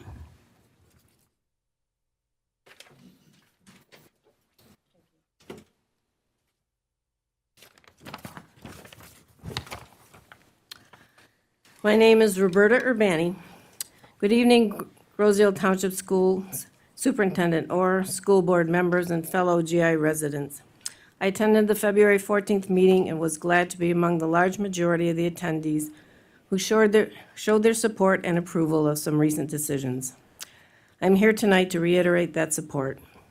I would like to thank them for consistently basing their teacher retention policies strictly on the teacher's classroom performance, which is what is lawful, thoughtful, and fair. Not only do these actions comply with current court decisions, they help to build trust between teachers and the administration and community members, which will help to make our schools stronger. I'm consistently impressed by the nonpartisan, wise, and thoughtful decisions of this board, not only on this issue but others, in always putting what is best for the students first. It's best for students to have qualified, competent teachers and consistency. All of us are proud that Groseal schools are highly rated in our state. This is no small accomplishment, especially during a teacher shortage. A teacher's trust that the administration will support them as long as they are performing as required is very important. Having qualified, competent, trusting teachers results in well-educated, competent, and well-rounded students. Should the hiring process in publicly funded schools include a review of a teacher's social media posts prior to their hiring? Though it may be a practice of some private employers, it is also a potential landmine, not only in terms of subconscious discrimination, but with the looming question of who will set the standards for what is offensive or unacceptable. My list, your list, and the list of our neighbors would most certainly be very, very different. Who decides? Who picks the criteria? Who is a self-appointed social media censor? Do we go back and review current employees for posts they made before they were hired? Or are we discriminating against one person in particular because of unfounded fear and exaggerated suspicion? In a nation already so polarized, do we really want to start the practice of assuming, labeling, and judging people on posts they made as teenagers, years prior to being hired? Is that really best for students?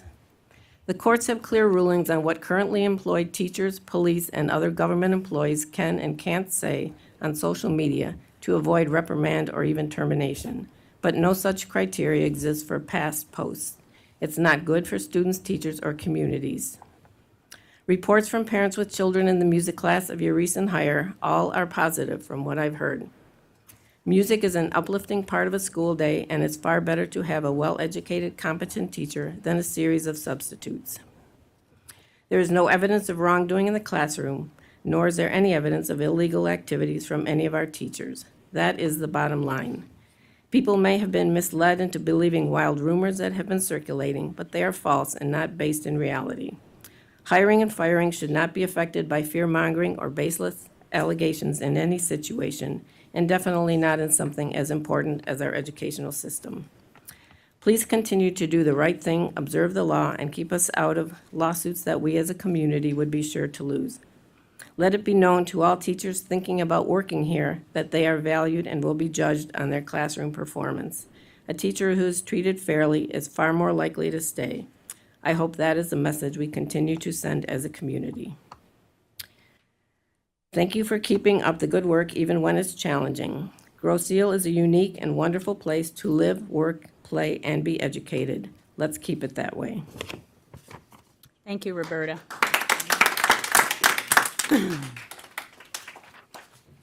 Next, I have John Leon.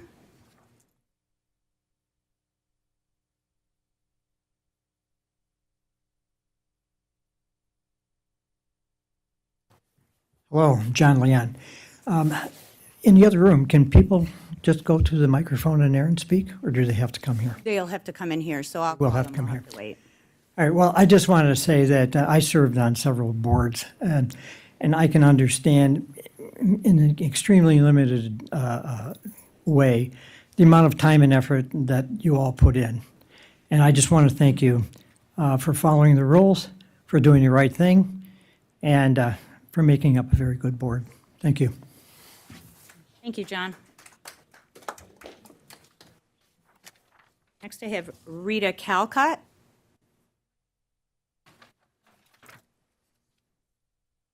Hi, Rita.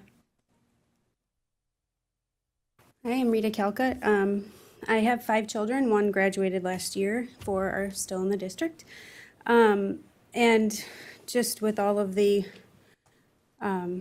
what's been going on the last few meetings, I am concerned as well. As a parent, I want to have confidence that you're addressing, handling, talking about and discussing the things that are brought to your attention. And I want to feel welcome to voice concerns and want to know that I'll get a response. And I do appreciate that we have public participation as part of these meetings. But I just wonder if there is any way to provide an opportunity for there to be an exchange, because I know you can't answer me, you can't give a response to what I'm saying, but I'm hesitant a lot of times to say anything in this forum because even sitting in the back, there's a rebuttal or there's something that could be said or offered or exchanged that might diffuse or help or somehow diminish concerns, or I don't know. I just feel like there's not much conversation that goes on. And maybe there is, because I know sometimes directly you guys have to address someone because they had a question and you'll email them. And I know you've been very good about that. But from the public perspective, we're seeing stuff online or just when I'm talking in the community, people don't feel like they're being heard. And that may or may not be true, but there's just sort of always this unknown. And I just wonder if there is room for somehow to have a forum where we can have an exchange of ideas so that it's not, oh, I'm Antifa and I'm not, or whatever the case may be. Those are things that are important to all of us to decide what's safe and good and right for our kids in the classroom, what they're being taught, what's in the library, whatever these hot topic button issues are, all these elephants that are in the room, because we hear about it, we know across the country and all these school boards and all these districts, things are happening, or we think they're happening, and maybe that's just it. We need to get together and we need to talk about it. Is it happening here? Is it not? What is good? What is right? And I think this is a first step to voice concerns, but then where does that go? Because I have a feeling a lot of people in this room, like they'll say something and then don't know where it goes because, and I understand there are legal protections for the teacher and there are other rules and things that need to be followed, and I respect that. I do. But I feel that it would do a lot of good for the community and for the district if there was a way to have a discussion, a back and forth. Thank you. Thank you, Rita.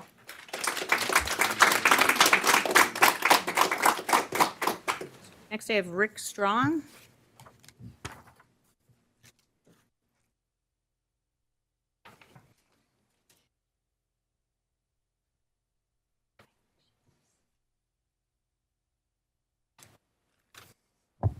Hi there, my name's Rick Strong. Here for a few reasons, one of which now I'm going to add to get Brandon's recess back. That seems crazy. We're coming out of COVID. Our kids have done online learning, and now we're going to take away the recess. I can't imagine being a 5th grader. I mean, enough said, so I'll circle back to it. I am a graduate of Groseal High School. I've lived on the island for over 30 years. And I know I touched on this last time. I used to see online polls on school districts, and I would run to it namely because I had a cousin at Grosse Pointe, and we'd go back and forth on who lived in the better school district. And I'm glad we're not having that argument anymore because it seems like we keep slipping further and further down. I think about it, and I have 2 children, like I mentioned last time again, that I want to enroll in Groseal schools, and I'm not comfortable doing so anymore. So I was going online, the last week or so, thinking about coming here tonight, and from the data that I can gather, it seems like enrollment's down over 200 people, 200 students, which is, from the math I can get, is 15%, under 15%, close to it. That's over close to $2.5 million in funding for the schools. That's just federal and state, not local dollars. That seems incredulous to me. What are we doing to get that back? And there are a few issues that I can point to as reasons to enroll my children elsewhere. But the recent hiring is the most concerning. Not necessarily due to the teachers' beliefs, because I believe free speech, but the administration's inability to catch them. In my mind, she could say that a teacher or anybody can say whatever they want, but Don't tell me there weren't other candidates out there that may or may not have been a better fit, or may have been a better fit. So are we looking at it and seeing it, or are we just looking the other way, or are we truly not catching it? Both of them, to me, are extremely concerning. I think everyone here knows this individual's strong ties to Antifa. And if you read about it, one of the tenets of Antifa is their desire to fight against actions and groups that they view as authoritarian. Well, what is an authoritarian in schools? We're taking away recess. You're told when to be there. You're told when to have lunch. What are the teachers teaching? Mrs. Ivankovich, I'm sure, couldn't go back and teach whatever she wanted in math. Everything is regulated. And this is the person we brought in. Now, I don't know if people are aware, but some parents have not been comfortable with this individual teaching their children. And they've decided to pull the kids from their class. Well, as a result, this teacher has gone up to a student and asked an elementary school student why she's not in her class. Well, if in my mind, one of the most important roles of a teacher is fostering their students' self-esteem, especially in elementary school, well, how do you think that student felt being approached by a teacher? The parents had already made their wishes known. The administration abided by their wishes, and then this teacher takes it upon herself to question the child. Now, does that sound familiar? Does that sound like Antifa? What is going to happen when she determines when students in her classroom are unvaccinated? Like she made in her post, because she made it known that in her words, she wishes their nasty asses would get out of her classroom. So your hiring practices have determined, let me back up too. This individual has also made it known that she has no love for law enforcement and that blue lives don't matter. Especially in today's society, wouldn't you want a teacher that favorably views law enforcement? I know as a parent, I would. Your hiring practices have determined that this individual, this proud Antifa super soldier, was the best candidate for the job. Now, this issue's been ongoing for over a month. What's that? Got a minute left. 4 minutes. Thank you. And in this last month, the board has met 3 times or more, and I've not seen the hiring procedures as an agenda item. I'm curious why. I'm asking for the board to make an agenda item or a motion to put out something that reflects how the board feels about this issue. Like Rita mentioned earlier, I don't know where you guys stand. That's concerning. But yeah, I'd love to see something out there. How do you each feel individually? So far, there's been nothing coming from the board. I feel that if putting children first was your main priority, we would have heard something from you. I feel if putting children first was your main priority, enrollment would be up. People would be flocking to come to the school, especially in today's climate. And I firmly believe that if you're putting children first, then a new hire like this wouldn't have happened. Thank you for your time. Thanks, Rick.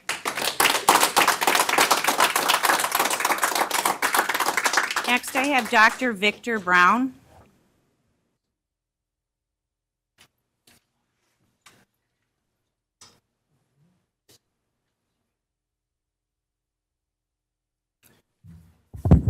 Hello, I'm Dr. Victor Brown, a longtime resident of Grosse-Ile, over 40 years. Our two children both graduated from Grosse-Ile High School and leading really pretty great lives. And part of it is, I think, the experience here on Grosse-Ile in the schools and the friends, families, together in a unified kind of way.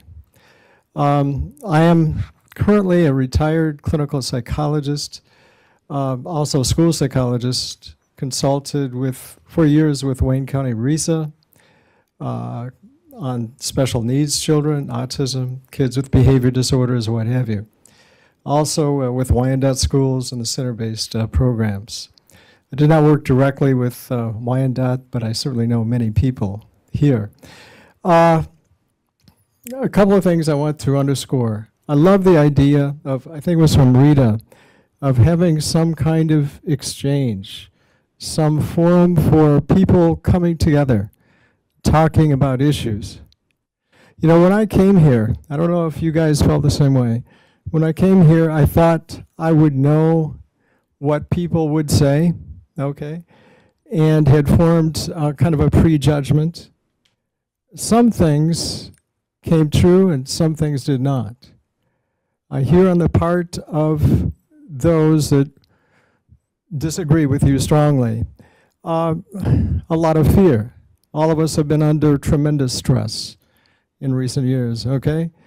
And I also hear your caring for the children, your love for them, okay? As well you might, as well as you should. Yes. So, those things I respect very, very much, and those things can be put to work for us, again, to work together in some kind of united fashion Dr. Brown. as Americans. Yeah. Just address the board, please. Yes. I'm sorry. I'm sorry about that. But I do respect your role. I've been there too in administrative roles. I know how difficult it is. It's impossible to do or to be all things to all people. You do the best you can to be fair. There's a process here. There's a protocol to follow. There's no doubt that you have to take it seriously, each and one of you, every one of you, and do the right thing. And sometimes that is not an easy thing to do by any stretch, okay? So I support that. Not a rush to judgment, a careful look at what is really taking place, and what is most important is indeed what happens in the classroom. That is underlined. What happens in the classroom, what happens in interactions between a teacher and that student, and with parents as well, and respecting them and telling them, knowing that they must be part of this process for it to work and to be successful. Okay? That's all I had to say. Thank you, Dr. Brown. Thank you.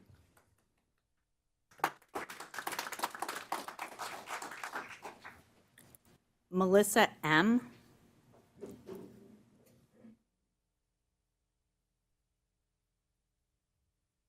Hi, good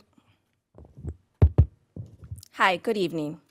When my family and I moved here, Can you state your name, please? Your full my name? name is Melissa. Your I do not have to state my full name on camera per law. I can give that to you in private.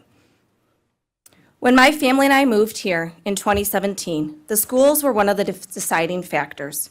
Our children started their education here in the public schools. However, we realized that Groseal Public Schools were no longer the right place for us.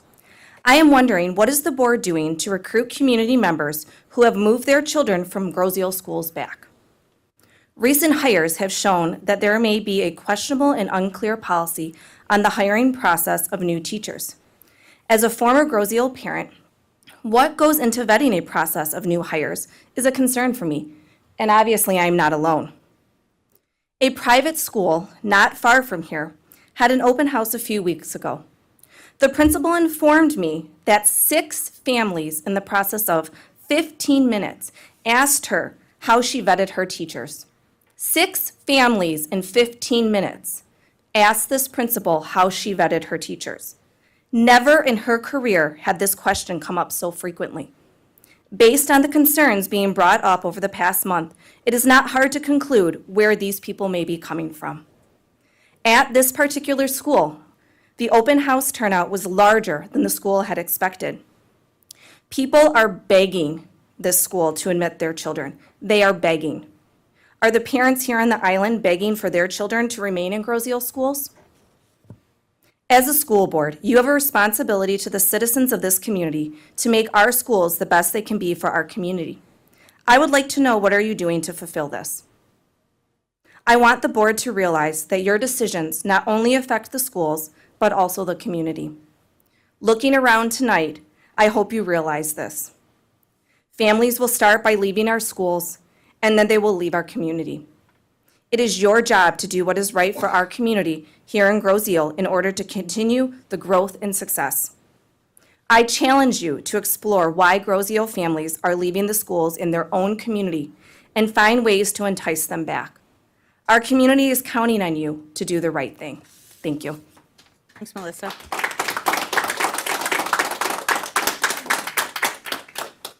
Next, I have Pat Selby.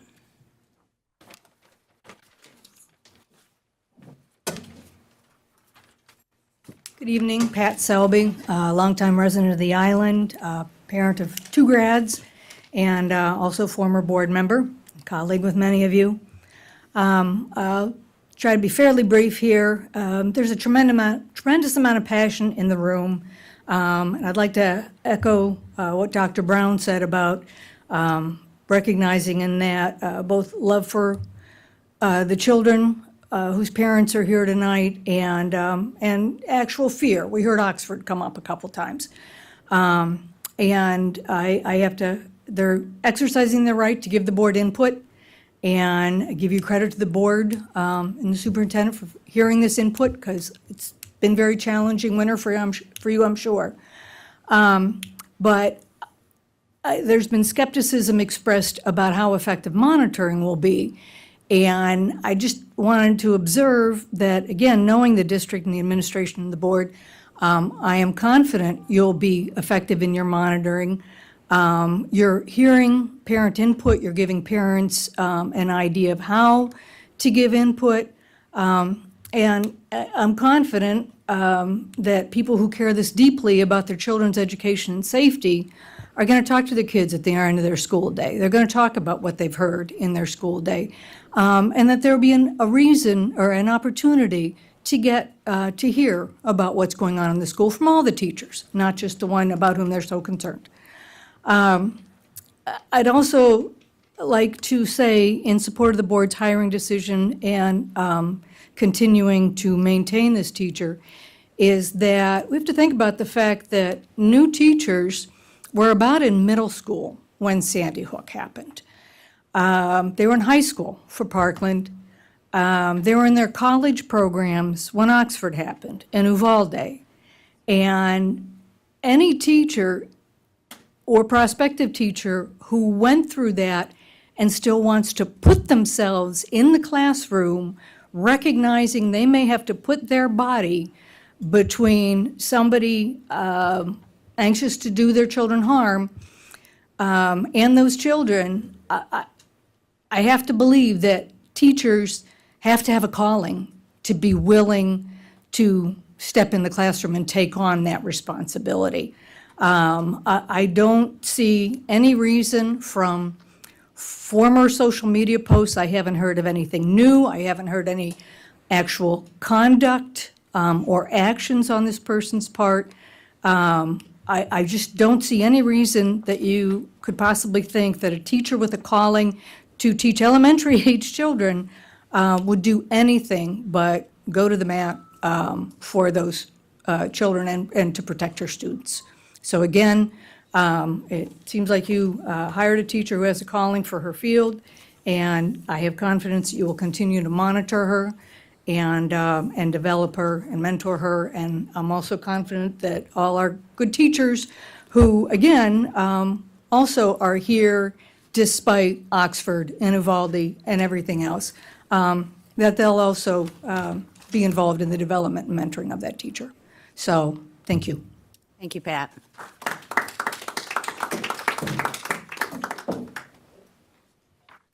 Arlene Callis. Could she be in the other room? I'll go to another one. There's, yeah.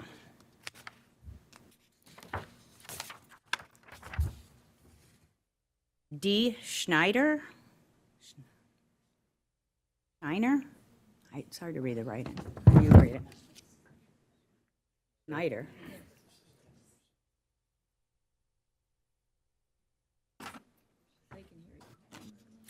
Dawn Barnsdale?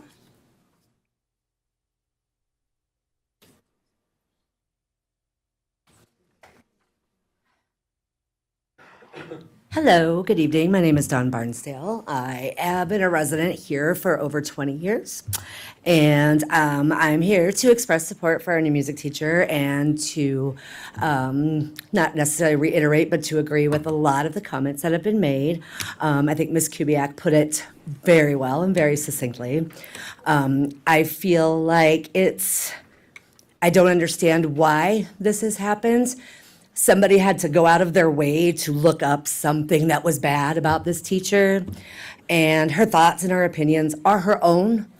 And the idea that a elementary music teacher would be using her classroom as some sort of platform to do anything wrong, to do anything wrong with children is ridiculous. I'd just like you to stay in more general, because when going specifics, and this staff member has requested a closed session. Okay.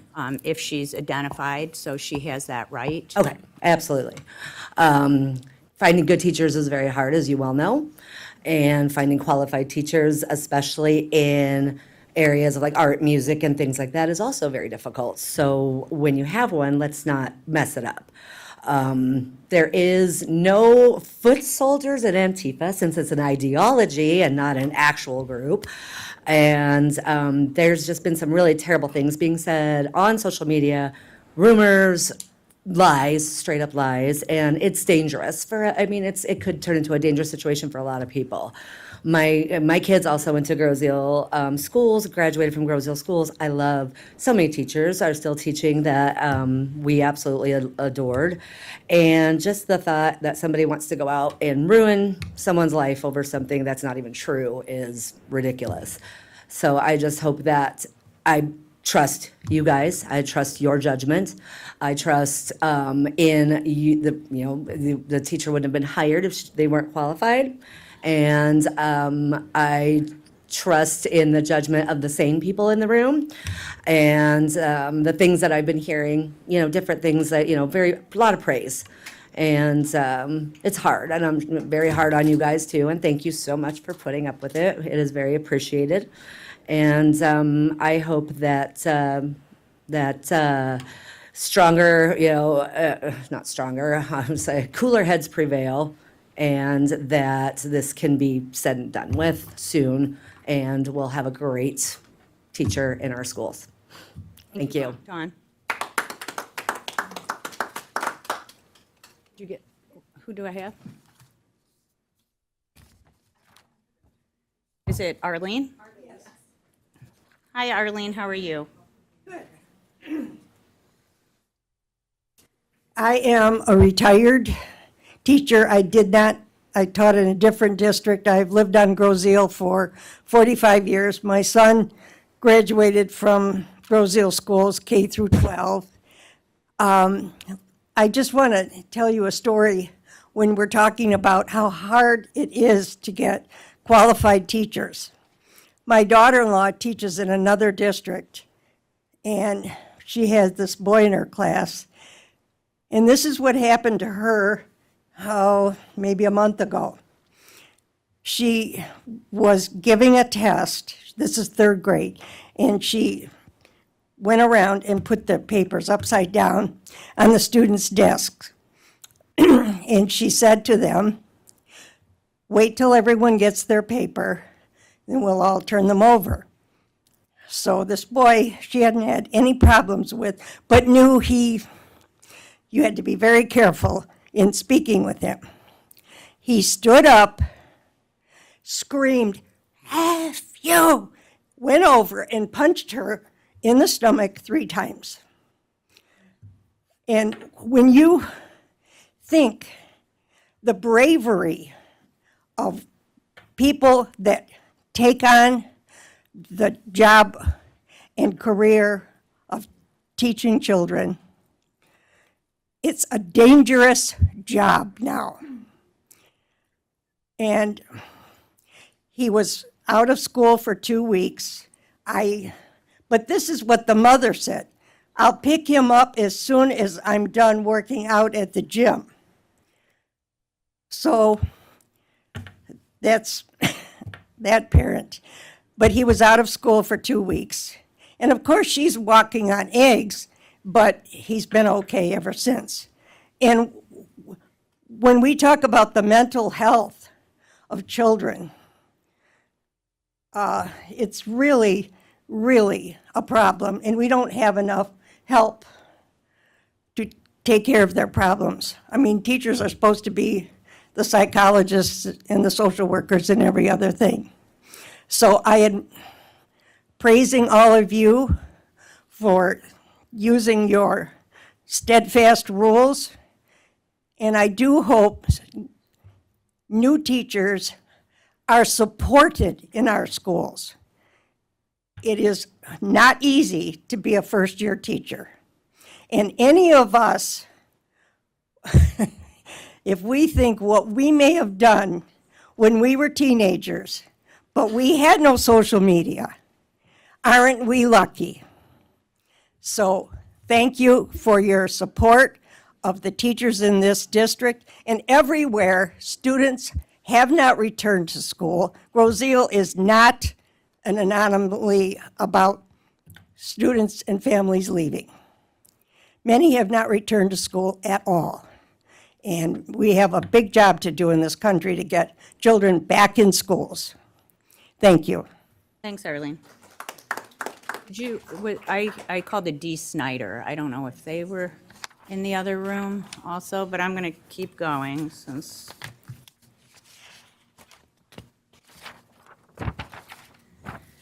Christine Gursky.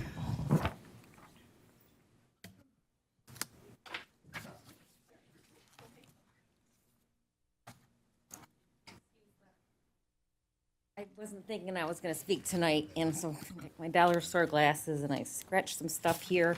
My name is Chris. I'm a grandmother of 3. I live in Taylor. I work for the post office. I am newly a delegate, District 13, Precinct 5. And I just found out last night, I'm supposed to start attending my board meetings here in Taylor as part of my being a delegate. But I had come across, I had come across this post about this Antifa teacher in Groseal. I did not believe it. And I heard the person who was announcing this on Facebook, he was getting flack for it. And I told myself I was going to go find out if it was true myself. I'd have to see it to believe it. Now I believe it. So I do notice, well, it's interesting because it appears these people are being stonewalled from what I'm hearing. And I notice your terms are like until 2028, 2026, 2026. A lot of you are protected by your term. My speech is Antifa acts using destruction, anger. Antifa acts on their anger by destroying buildings and abusing Americans. I heard that an ex-Antifa member is an elementary school teacher here in Groseal. If this sort of person is hired to teach children here in the affluent city of Groseal, then it can happen anywhere. It may actually be happening in other school systems now. I have 3 grandchildren who live out of state. I fear for their mental health and the mental health and physical health of all children in the United States of America. I hope that Groseal Public School Board members will take a stand on behalf of all students and remove the teacher employed here in Groseal who is said to be a former member of Antifa. If you will not take that stand and remove that teacher, please make an announcement as to why you have made that decision. Thank you. Thank you, Christine.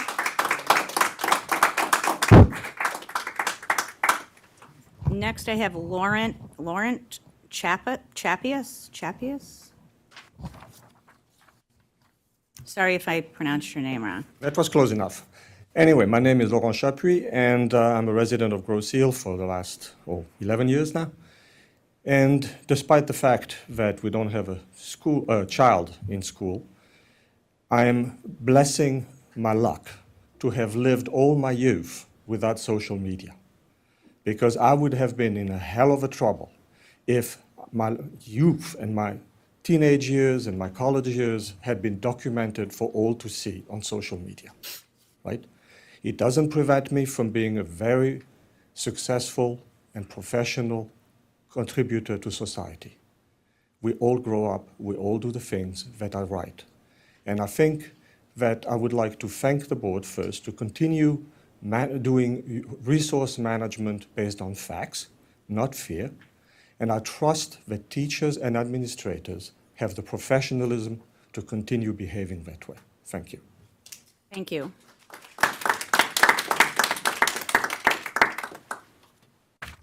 Hunter Eberly.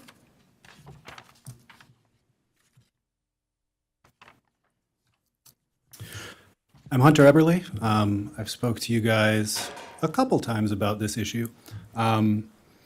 I had a question. I know you guys can't answer. It's kind of rhetorical. Is there a teachers union for the teachers on Groseal?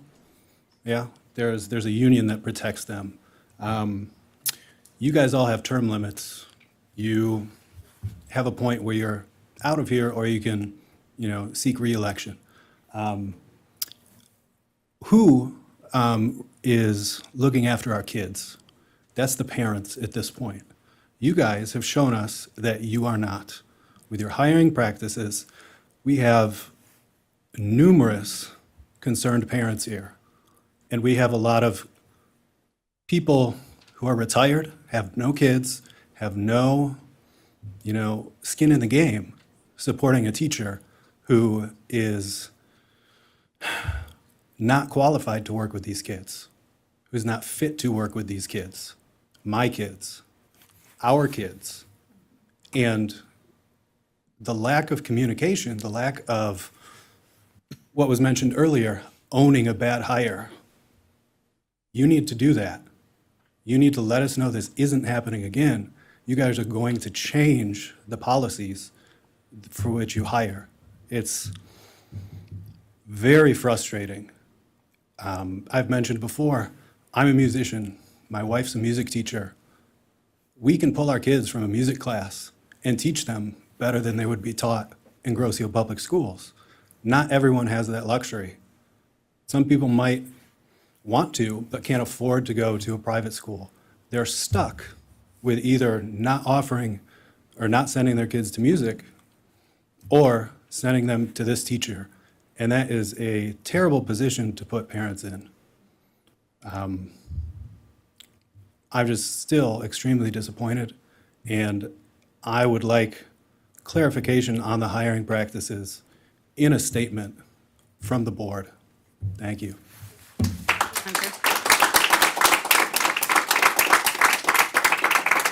Next, I have Nina Llewellyn. Hi,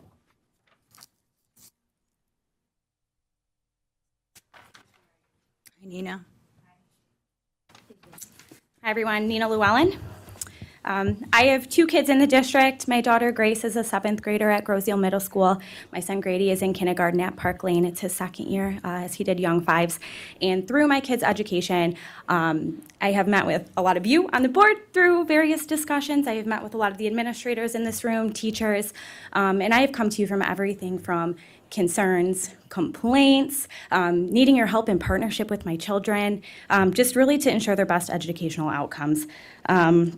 And I'm here today because I wanted to share my thoughts and perspectives around what I heard while watching the last broadcast meeting on Facebook. And quite honestly, I was pretty shocked, pretty surprised, and honestly, pretty disappointed. I have had, I won't say nothing but great experiences, but overall, through all of my experiences at this school with administrators, teachers, all of you, I have found you all to be very focused on what's best for kids. And I believe that in my heart to be very true. I talk to my kids often about their school. I'm very involved in my kids' school. I go to both schools on a pretty regular basis. And I want to share with you a conversation that I had with my son the other day. I picked him up from the bus. He got in the car. We talk, hey, bud, how was your day? What'd you do today? What was the best part of your day?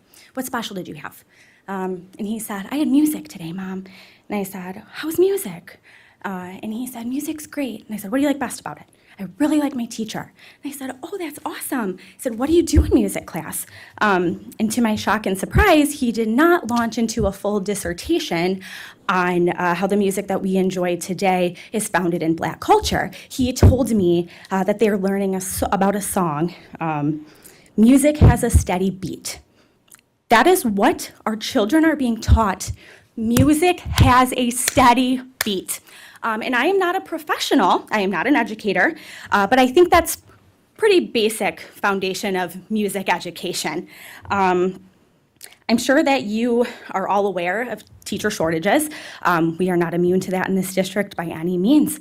This particular position went unfilled for months. I don't know if the majority of people know what happens when a position goes unfilled. You have long-term subs, temporary subs, many who are not qualified. Sometimes teachers have to get pulled from their regular positions on their prep hours to fill in for that.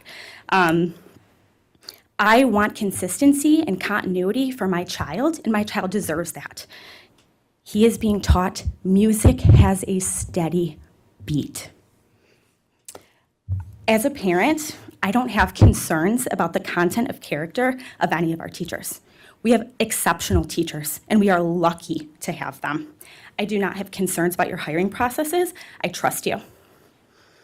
Not to say things are perfect, they are not perfect. But there's opportunities for improvement, and when that happens, we come together and we discuss them. I'm really concerned with the rhetoric that I hear on the other side of this, a lot from the last meeting that was broadcast. We obviously have a lot of opinions in the room here tonight. I want to share that 2 weeks ago there was a meeting that was not broadcast, and there were 2 people who spoke out in opposition. Today this is broadcast, so I think it's a little bit of a different story. I am concerned that this is becoming a political play, that people are here to get sound bits and sound clips for whatever. Please be respectful. I've seen them. I understand that people are concerned, and I'm not here to disrespect anybody who has different opinions. I'm thankful for the board providing these parents who are concerned and have concerns an alternate opportunity. They have been given a choice to pull their kids if they'd like. I am concerned about the continuity of my children's education, that we are creating chaos and not focusing on the things that need to be focused on, and that we are really detracting from the education that our kids deserve. 1 more minute. And detracting from teachers who are in this district and teachers who may come to this district in the future. There are a lot of good things happening in our district that I'm really, really proud of, and I encourage everybody in this room to be a part of those things. I know the middle school needs parents on patrol. There are other opportunities to come in and volunteer and help with your time. So with that, I thank you. Thanks to all of our teachers, all of our administrators. I trust you, and I'm proud to be a parent of students in this district. Thank you. Thank you, Nina.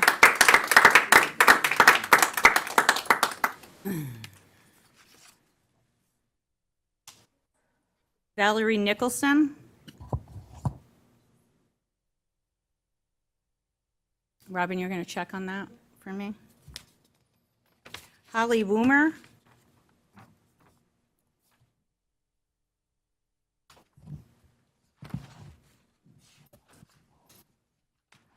Good evening. You know, it wouldn't be a meeting if you didn't hear from me. I just want to say thank you, first off, Val, for replying to my, or emailing me about the website. And I looked today, and it's looking really good. So I had to give accolades to our IT department for getting that updated. I'm really excited to have more information out there about IEP, special education, because I know there are a lot of families that need help with that, and that's really important. I'm not going to go into details, but one word I'm hearing a lot tonight is trust. We have to have trust. Trust is in your personal life, your business life. Everywhere you go, it revolves around trust. And you go out there and you can research, what are the diagrams? What's a pillagram? What's the pillars of trust? And one thing I found is that there's different areas. How do you gain back this trust? Like Rhea said, maybe have a dialogue. That's a big thing, because we don't, we could talk to you, but what's happened since the initial discussions? Let's have a dialogue. Rebuilding trust is going to take time. This is not something that's going to happen overnight. It's going to take time. Another pillar they say is admit when you make a mistake. What can you do to rectify it? When I make mistakes at work, I'm automatically like, hey, we got to fix this. Every night at dinner, I sit down and I go over, my husband and I talk to our kids about, how was your day today? What did you learn? Let's talk about them. Okay, what happens if there's trust? We go over the Wall Street Journal, and we talk to them about businesses, and we talk to them, well, this is what this business is doing, this is what this business is not doing. We're trying to instill to them, can you trust in the media? Can you not trust the media? Do what you say you're going to do. That's a big thing too. If I tell my child, yes, I'm going to take you from McDonald's tonight, and I don't take him to McDonald's, I'm going to hear from it. It's just simple as that. Always tell the truth. Always tell my kids, it might be the hardest thing in the world to do, but always tell the truth from the start. Because no matter what, it's going to come back to get you later. And another thing is they said, be vulnerable and transparent. Like I said, admit when something's wrong. And last, listen. Just listen to all these parents. Regardless of what side they're on, just listen to them. That's a big thing. I was a huge supporter of the bond, and I still am. I was so thrilled when that happened. I actually had my Christmas lights cut by somebody, I think, because I was supporting the bond. They took the signs, threw in my yard, and chopped up my Christmas lights. I think it's because I supported the bond. And my concern is, based upon this, what's going to happen when we need the next bond? If parents don't have trust, what's going to happen when we need more resources for our kids?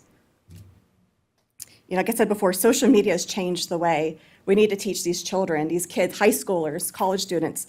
What you put out there now will affect you. The one gentleman said he was lucky he didn't have social media then. I'm not gonna let my daughter have social media until she's probably at least a freshman. Nothing good happens from it. But once you put it out there, it is out there forever. You can make your social media accounts private, but it's out there forever. And lastly, my family, we love the symphony. My husband actually just took my daughter to the Detroit Symphony last weekend, and they had an amazing time listening to Bach and everything like that. How are we, based upon one of the posts, how are we going to be ensured that composers like Bach, Vivaldi are being taught in the classroom? Because we love that type of music, and I think all children should get to experience. So, all right, thank you. Thanks, Holly. Not here. Erica Chapias. Mutilating these names. Next one. Tamara Overby.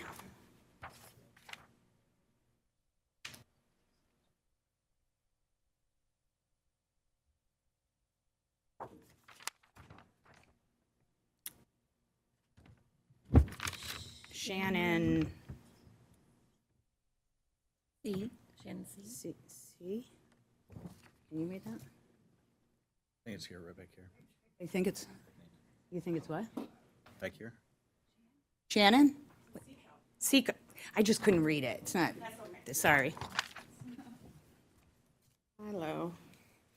Good evening, Board. Yes, I am here today. Thank you for your time.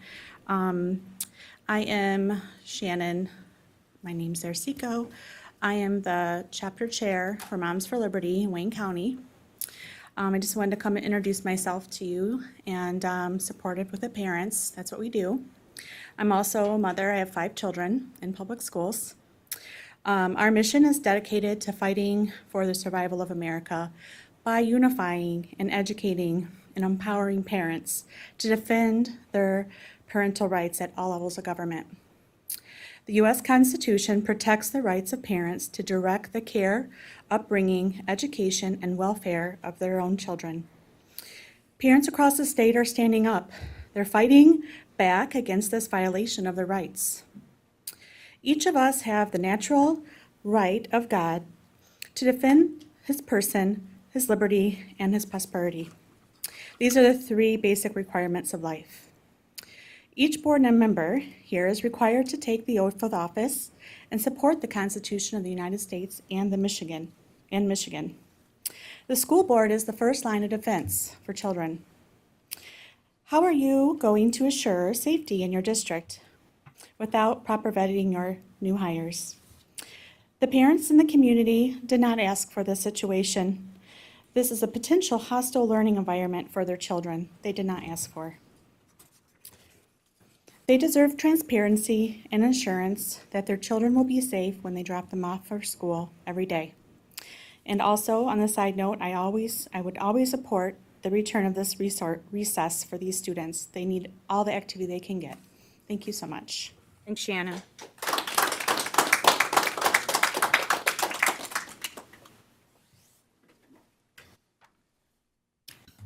Good evening, I'm Tamara.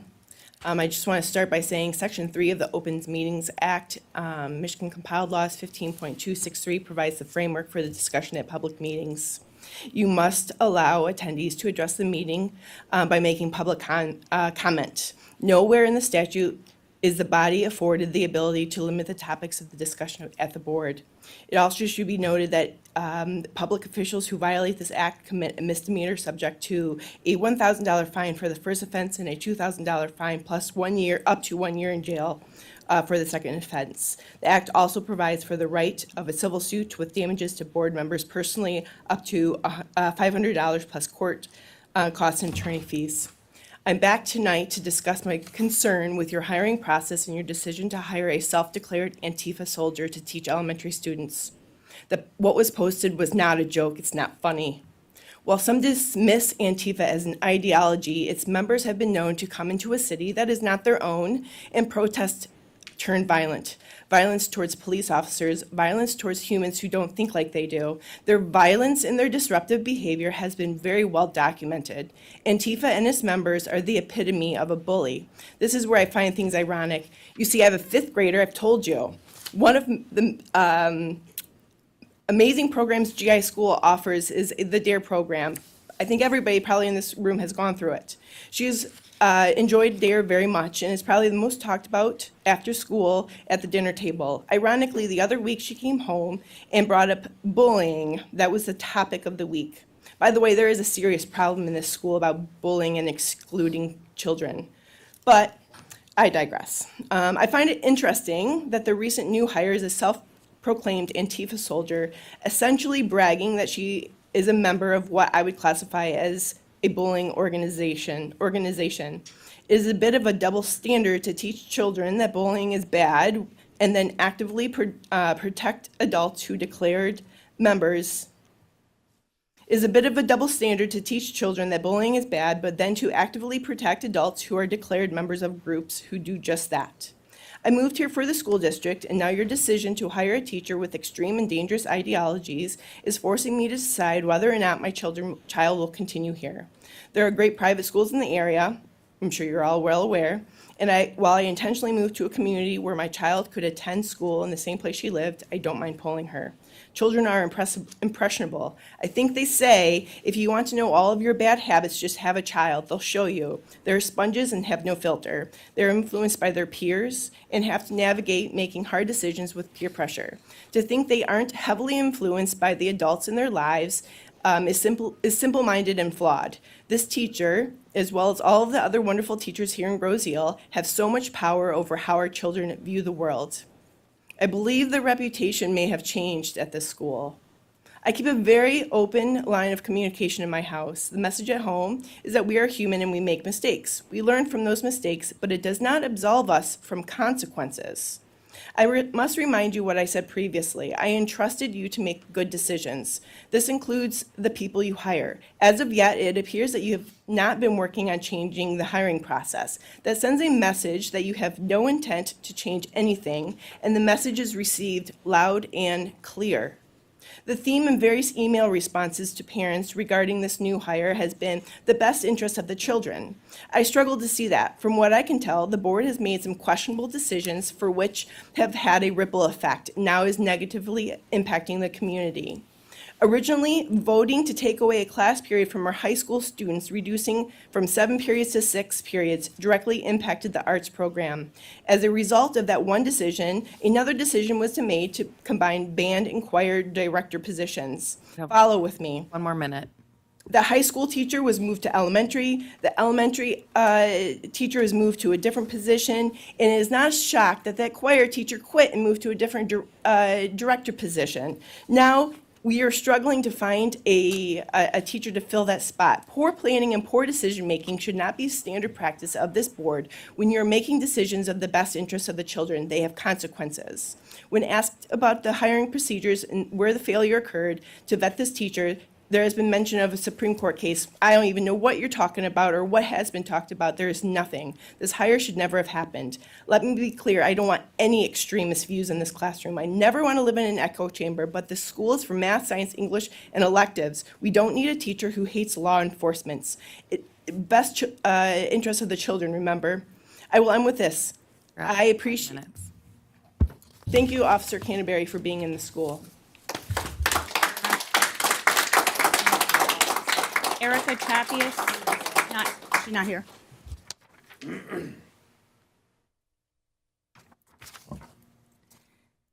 Lori Jacobs. Oops, okay. J.T. Tearing. Oh, sorry. Sorry. It's not my best night for reading. Long night. It's what, 9:15? My name is JT Tarango. I'm a resident in Grosse Ile. I've been here for about 5 years, 6 years, live in Jewell County. Approximately 85 steps across the street from my in-laws, a mile from my brother-in-law and his kids, and then another half mile from there, my other brother-in-law. They are graduates of Trenton. I'm from Midland, so I don't have a dog in the fight here. We chose Groseal to be close as a community, as a family, as a reputation that you guys have. They don't want to go to Trenton, they want to come to Groseal because of all the good things that they saw growing up playing sports, the academics, the whole 9 yards. For a living, I'm hired by companies to go into the organizations, help them scale, help them grow, really identify systems, processes, and procedures to get them to go from bad to better, from good to great, anywhere in between, and I help with a lot of things. And typically, there's 5 things that stick out for these organizations that really are ones who are progressively trying to get better, to be better than they were yesterday, than the next week before. One of them is standards. Second one is a vision. Third is risk mitigation. Fourth one is accountability, and the last one's communication. I was on the website, saw your vision is to provide an exceptional educational experience that embraces all aspects of students' achievements and through an invested community, inspires the development of well-rounded, innovative students, continued success through a safe, nurturing environment. So you guys check the box. We do well on that. Standards, you guys have high standards. It's been that way for years, and I hope to continue with our kids moving forward. Risk mitigation, you guys do great. COVID protocols, shooter protocols, you guys have systems, processes, and procedures for those things, and I commend you for it. Close schools if it's snowing too much, the safety of the parents, the safety of the kids getting to and from school. So the 2 things I'm curious about is the accountability as well as the communication. And those are the 2 major things that most organizations need to actually get to that next level to be better. So when it comes to accountability, the 2 things I'm curious about is that the school board is elected by the people for the people, I believe. And if that's in fact the case, I also believe that the superintendent's salary or pay is somewhat based upon the residents, the taxes, and that's how they get paid. So I'm curious to know, where does the accountability stand for a lot of the folks who are standing in this room as it relates to some of the hires, as well as the communication? I think a lot of us want to have some sort of response, right? Good back and forth communication is great for everybody. Those things are what I feel are lacking in here. And just like an organization, I think you guys want to get better each day, each week, each month, and each year. So my question to you guys is, of this recent hire, do we stand by and confirm that this is in fact who we wanted to hire? This is our person. This is who we want to have in this board. Or is it okay to say, you know what, maybe we made a mistake? I can't put words in your mouth. You guys are the ones who decided this, but maybe we did make a mistake. If that's in fact the case, what's the action plan moving forward? How do we mitigate this so it doesn't happen again? So we don't have to worry about how our kids come home from the school and wonder what may or may not have gone said to their kids from anybody throughout the organization or throughout the school. So I appreciate your time. Thanks, guys. Thanks, JT. Becca? No. Oh, I called her. She's mixed in here. Right, okay. Hi, Lori. Hi, my name is Lori Jacobs. I'm a longtime resident of the island here. I'm going to make this very brief. Like some others have said, I'm certainly glad that there was no social media when I was a teenager, and the things that I said would be held against me in a job. I appreciate the fact that you have had a measured and rational response to supporting this teacher. I think it's a slippery slope if you're getting rid of a teacher for past things that happened, past things that they said before they became a teacher, and it's going to affect how we are able to attract teachers to our district. The social media posts are not a reflection of what kind of a teacher she is. From my understanding, the students love her, and there has been no complaints against her. So I just want to say again that I appreciate your standing behind her. Thank you. Lori. Next, I have Kevin Counts. Thank you. My name is Kevin Counts. I'm a Groseal resident. My kids attended Groseal schools. Let me start off by saying that I have no personal issue with any member of this board or any of the school leadership. I have a very big issue with your decision to hire this individual, retain them. That is where my issue lies. So I'm going to read a prepared statement, just make sure I stay on topic and cover all the bases. But I spent 9 years as a Detroit police officer. In 2001, while off duty, I received a call from a coworker telling me that my friend Mike had been hurt and I needed to get to the hospital. When I got there, I learned that Mike, while out on patrol, saw a car blow a red light and he stopped it. Turns out the driver had a suspended driver's license and a couple minor warrants. Considering this person's history, going to jail for this type of thing was really not a big issue. It wouldn't have been a life-changing event. However, he'd been conditioned to hate police. Even though Mike was a person heavily involved in the community, he and part of the kids' programs, he was a mild-mannered, likable guy. The person decided to stab him in the throat that night. Mike died from his injuries. A few days later, I stood near his casket and saw his 20-something-year-old sobbing wife and his kids, who were just babies at the time, on the floor in front of their father's casket. Since that time, I've stood in front of several other caskets of police officers who died in the line of duty. All of them gave their lives serving others. So when I heard the affiliations and statement made by your recent hire, I was left in stunned disbelief that school leadership would think this person would make an excellent addition to our schools. First, let me make clear, teachers have the right to have strong political beliefs and to express them. I've said on social media posts that I don't care if a teacher travels the country attending Trump rallies or has Biden wallpaper in their home or has any other adamant political beliefs. That's their right.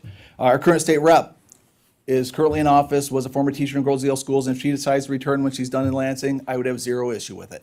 It's not about one political side or the other. But there are certain expectations for some professions. If a police officer was a member of the Ku Klux Klan, I think we can all agree that person has no business being a police officer, whether they posted about it before they were hired or not. Teachers also have expectations of whom they affiliate with and their statements. Your new hire proudly proclaimed that she is an Antifa super soldier. Antifa is an organization that travels the country initiating violence. They've repeatedly focused their violence on police officers and have attempted to injure or kill them on many occasions. This group's actions have been labeled as domestic terrorism under President Obama, President Trump, and 6 members of the group were arrested on domestic terrorism, one of them being local, were arrested on domestic terrorism charges for, amongst other things, firebombing a police car a month ago. Actions like this are not fringe of the organization. Instigating violence and intimidation are their main tactics. This teacher not only joined this group, she made public social media posts showing that her beliefs align with the group's. I'll paraphrase the post that I found most troubling because your teacher used mild vulgarity, but in response to someone's post on why the police officers' lives matter, she posted they don't, and that those who believe they do are bootlickers, is how she referred to it. And I have a copy of the post here if you'd like to see it. I assume you've seen it, but I have copies if the board would like it. I'd like to ask the board this. What if she said that the lives of school administrators don't matter, and if you think they do, you're a bootlicker? Or if she said the lives of a specific racial group don't matter, or if you do, you're a bootlicker? Would she still be employed here? I would hope not.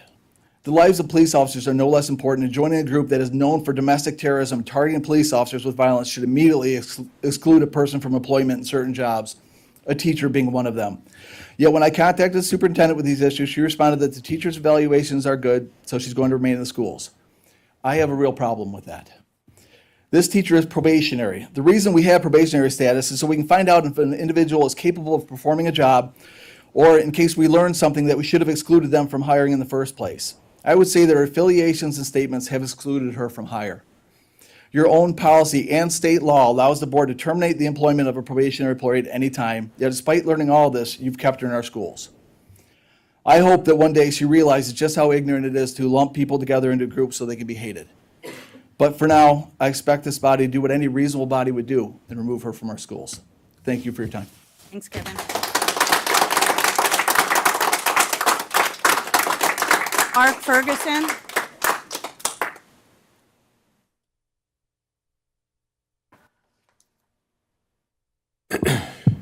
I'm Mark Ferguson. I have lived here for about 9 years. I have 2 children in the school district, and I wanted to get up here and kind of talk to you a bit about just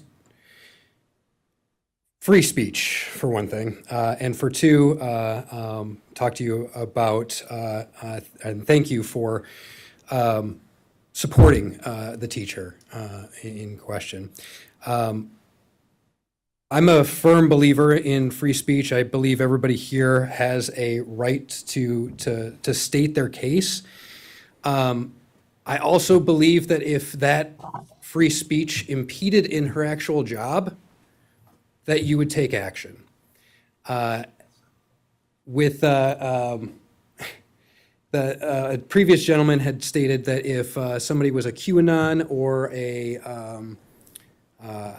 Oath Keeper, or whatever. I've worked with multiple people. I've volunteered at the schools. I can confidently say I've never asked anybody in the schools what their political beliefs are, because I've talked to them about what my children are doing, what they're learning, how they're learning it, and understanding what I can do as a parent to make it better. Not to punish a teacher for posting something when she was in college. I want to echo a bunch of folks who have got up here and said, I'm glad social media wasn't around when I was in college, because I would have been in a ton of trouble.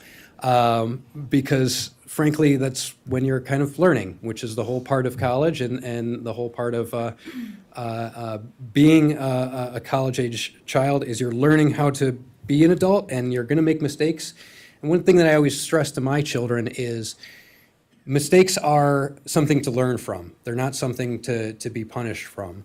And frankly, I have not heard anything that has warranted this much outrage from her actions within the school. We had a person within her classroom, has a child in her classroom, talk about how she's teaching music, which is what you guys hired her for, which is what we need in the school, is teachers who are qualified to teach children. We rely on teachers to be a babysitter, to be a psychologist, to be basically an armed guard nowadays. And they should be treated as professionals, and therefore acting like professionals, and be able to give the benefit of a professional. I don't know anybody here that would go to a doctor and check their social media posts to see if they're on one side of the political realm or the other before they get a life-saving procedure done. I have a wife who has stage 4 cancer, and I can confidently tell you that I have never researched anybody who is in her medical profession that's giving her care to find out if they believe in QAnon or believe in whatever, or believe in Antifa or are a member of Antifa, because I don't care, because they're there to be a medical professional. And this person is here to be a teacher. And so let's give her the benefit of the doubt, and I appreciate you guys giving her the benefit of the doubt and trying to guide her in her career to be a better teacher. And yes, One more minute. you can make mistakes. You can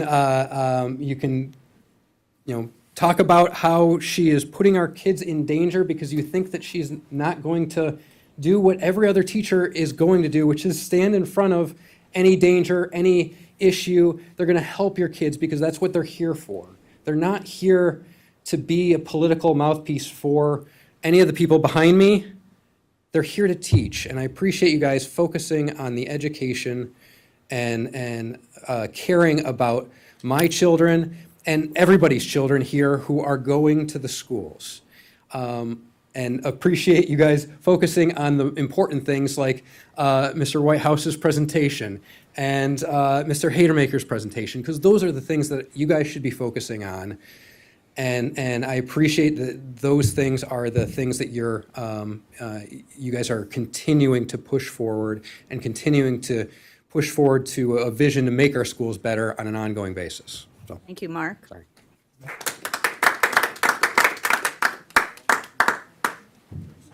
Aloha. Okay, the only one that, which I've got that nobody has answered, Valerie Nicholson. Last call. Eric Chapias, they said they left. That's the last one. Oh, Matt's got one. I'm sorry, is that one to close it? Matthew Almond.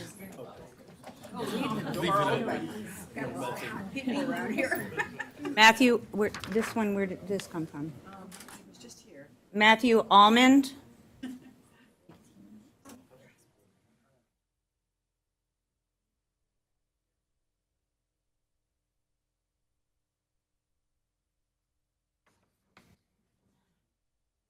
I'm starting to feel it. Matt Race. Good evening. Matthew Race, math teacher, Groseal High School. I wish I were here giving you another 5-hour oratory about the benefits of a weighted graded system and a 6-period day, but it's not quite the same setup this time. As a teacher and as a union vice president, I can tell you that the last 6 weeks, the staff members of Groseal Township Schools have felt anywhere between one and all of us personally attacked because a group of people decided to push their political beliefs on this city. We've been called Antifa camp. We were told tonight that we are political activists. We were told tonight that we don't put the safety of our kids as a top priority. And nothing could be further from the truth. In fact, we were just told that the union is protecting this teacher. In fact, within the last month, every building representative has met with every staff to reaffirm that none of their political beliefs have any place in the classroom, period. And we've heard a lot of times tonight that it's not about somebody having their own opinion about what political side they're on. It's okay to have this opinion or that opinion. However, for some reason, this instance is different. Yet no evidence has been presented over the last 6 weeks that this person's political beliefs have entered the classroom, as they shouldn't. Yet here we still stand. As a teacher and in representing the rest of the teaching staff, these attacks in the last 6 weeks have been demoralizing and certainly don't reflect any reality of what goes on in any classroom whatsoever. What we appreciate and what we're thankful for and what gives us hope is that over the last 6 weeks, this board has stood behind the staff. The administration has stood behind the staff, and we're thankful for that support. Thank you. Thank you, Matt. Matthew Allman. Sorry, I thought you went MIA. And Hello, I'm Matthew Allman. I have to say I've been to a couple of the meetings and I appreciate these. These are awesome that you guys have these. Thank you for your time. I know it's tough. We've been here a long time already. Wow, there's a lot going on with this. Ultimately, I think I'd like to start off by thanking, all teachers in general. I know it's not an easy job. I can't imagine doing it in the first place. I appreciate everything that all of you guys do when it comes down to it. A couple of things I wanted to address, though, with listening to all the different conversations that have gone on, a lot of people have kind of talked about the fact of making mistakes. I know I did a lot of crazy stuff in college myself. Just in people in general, though, if you're going to allude to making a mistake, when you make a mistake and you're sincerely going to change that, you make the actions to move forward, and do that. If you're dealing with something where, part of kind of trying to be vague, because I know you're not supposed to be direct on this, but if you know you have a spotlight on you because you're being monitored, you're going to be on a best behavior. I think that's one of the things that concerns me, is that this whole issue has kind of been addressed that way. I'm not going to speak to the character of anyone because I don't know them. Only God knows your heart when it comes down to it. So I'm not going to judge anybody. But at the same time, I have young, impressionable children. And I'm not so much concerned of the simple fact of them being swayed one way or another, because I know how my home is run. And I know how I can instill in them. That's really the parent's responsibility to do that. But the vetting process, I think, does need to be changed. We've talked about that already. We've been beating it over, one another's heads when it comes down to it. But also, I think that there needs to be some empathy involved on both sides in this situation. I don't think anybody needs to be calling anybody names. I think we need to be an example for our kids of what they should be, rather than being in a situation where we're addressing this with hostility when it comes down to it. But I am very concerned with, bringing that whole kind of perspective into the schools. I mean, when you take responsibility as an adult, even if you're a kid, you still there's consequences for your actions when it comes down to it. So I think that in a broad perspective, if somebody makes a mistake, if it was a mistake or it was something that you did because it was cool, and you were trying to fit in or whatever, then I think that there should be some form of, hey, I'm not extreme like this. I'm not, this is who I am. Come see me, come meet me. Let's talk. And maybe that would kind of alleviate the situation a little bit. So, I'd like the discussion part. I think that that's cool. That's a great idea as well, too. But I also think that, if this is not as big of a deal as what some feel that it is, let's make that apparent that it isn't. We don't know. And I think that's where a lot of the confusion and the fear comes from.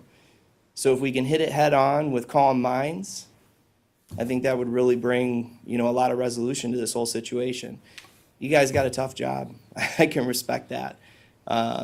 So thank you for all that you do, and hopefully we can figure this all out. Thank you, Matt. Yeah. Any other public participation that we have missed? Seeing none, I have since I'm the president, I am the spokesperson for the board. The Groseal Township Schools Board of Education is aware of the community and parent concerns regarding a teacher's past social media posts. We want to ensure the community that we take this and all concerns very seriously. Our first and foremost priority as a board is to ensure that all children in the district receive an exceptional education. We pride ourselves on ensuring that Groseal Township Schools is a safe learning community built on shared values of integrity and continuous improvement. Our administrative team reviewed the concerns related to the teacher's past social media posts, and appropriate steps have been taken to ensure all staff adhere to the high standards of this district. Our staff are professionals, and we expect that everyone conducts themselves as such in our schools and our classrooms. The board believes it is important for the public to be aware that decisions made regarding this matter and any complaint brought by members of the community are not taken lightly. Moreover, decisions regarding outcomes of such complaints are not made in a vacuum, and multiple factors must be considered. Such factors include, but are not limited to, student and staff safety, labor and employment laws, collective bargaining agreement provisions, civil rights laws, employee and student due process requirements, and potential litigation. The board has successfully balanced these factors throughout the history of the district and will continue to do so while ensuring the performance of all district personnel meets the high expectations that we have for our school district. The board has policies in place to ensure all personnel behave in an appropriate manner while employed by the district, and we will continue to implement such policies with fidelity and within the confines of the law, while balancing all necessary components that must be considered towards reaching a conclusion with respect to any complaint.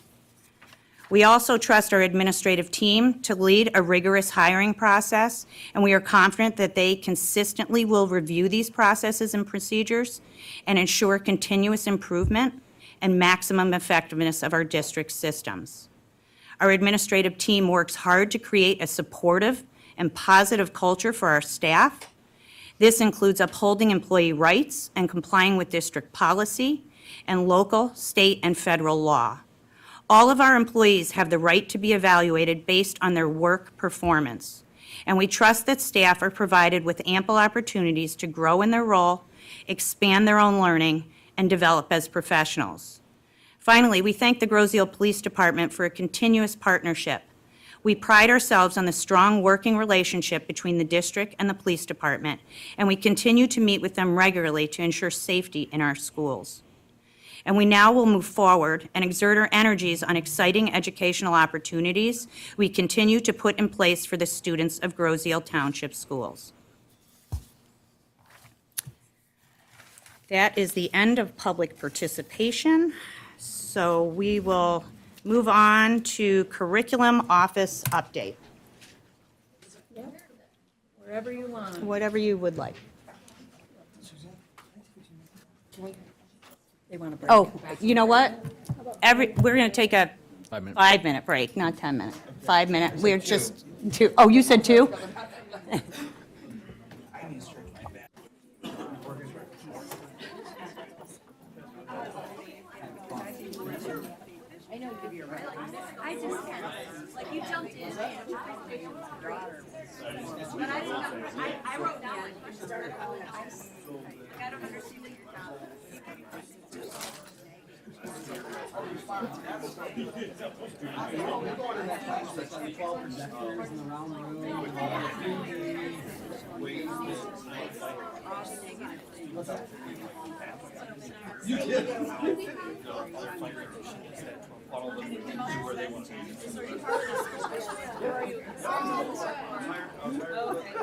Like, some of the things I do.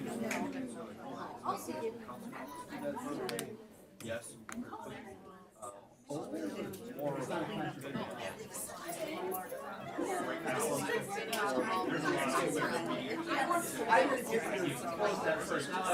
That's awesome.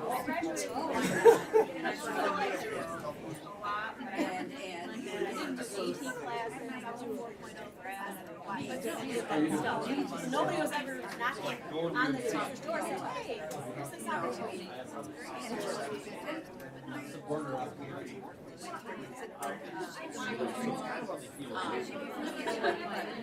Basically, here's the strategic plan about what community wants to see in the board, and then get together and make a plan.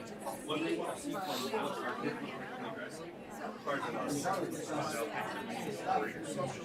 And here, the idea that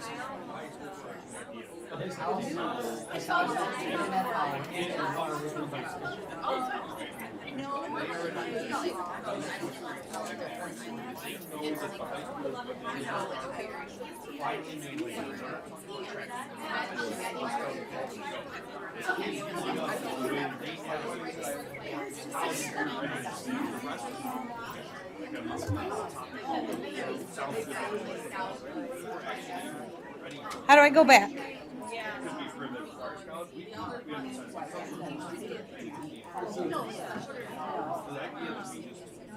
I can only go one direction. I left click.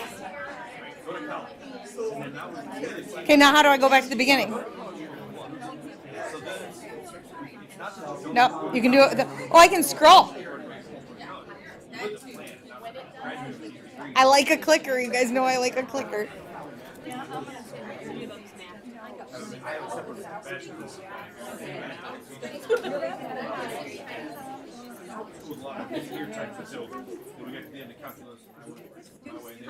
went to Couch Derivatives, and I said, what am I going to do with this? And then I went into it, and I'm a CPA, so I just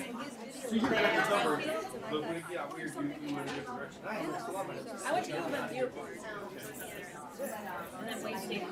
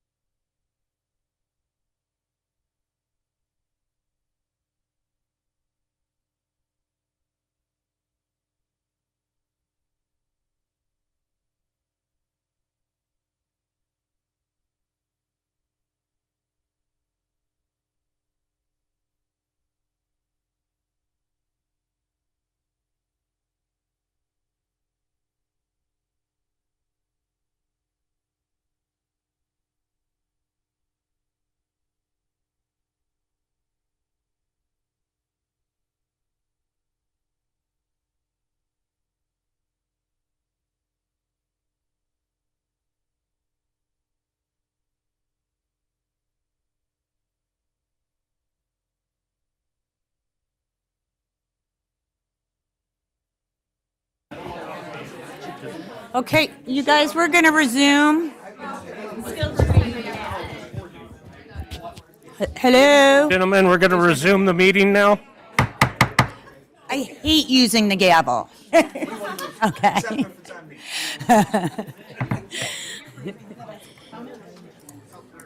All right, I'm going to get us started. An update from the curriculum office on 98B. That's okay. Hi, Nick. Subsection 98B states that no later than February 2023 and by the end of the school year that schools report out on benchmark assessments, and for us that's NWEA, and in addition our MyKIP goals, and we will be doing both of those briefly tonight. And you also have this presentation too. If you have any specific questions regarding NWEA scores, you can always reach out through Val to me and I'd be happy to help in that. So first we're going to go over reading K-8 data. And again, this is just NWEA scores. We're looking at achievement only right now, not growth, as stated in subsection 98B.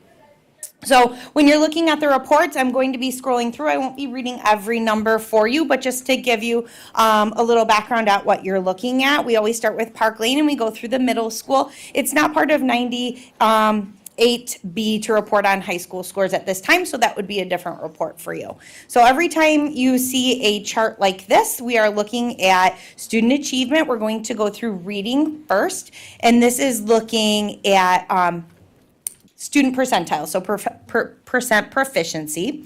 And when subgroups are identified as being higher than 5%, I will also talk about subgroups as well. For Park Lane, there are no subgroups. So if you take a look, it runs you through kindergarten, first grade, and second grade. The blue and the red sections are students that are performing over the 61st percentile. And then if you look at the small oval number to the left, that is the median percentile for the grade level. So right now, just to reiterate, those are the NWEA benchmark assessment scores. Students took the benchmark assessment in January, and those are the scores for kindergarten, first and second grade.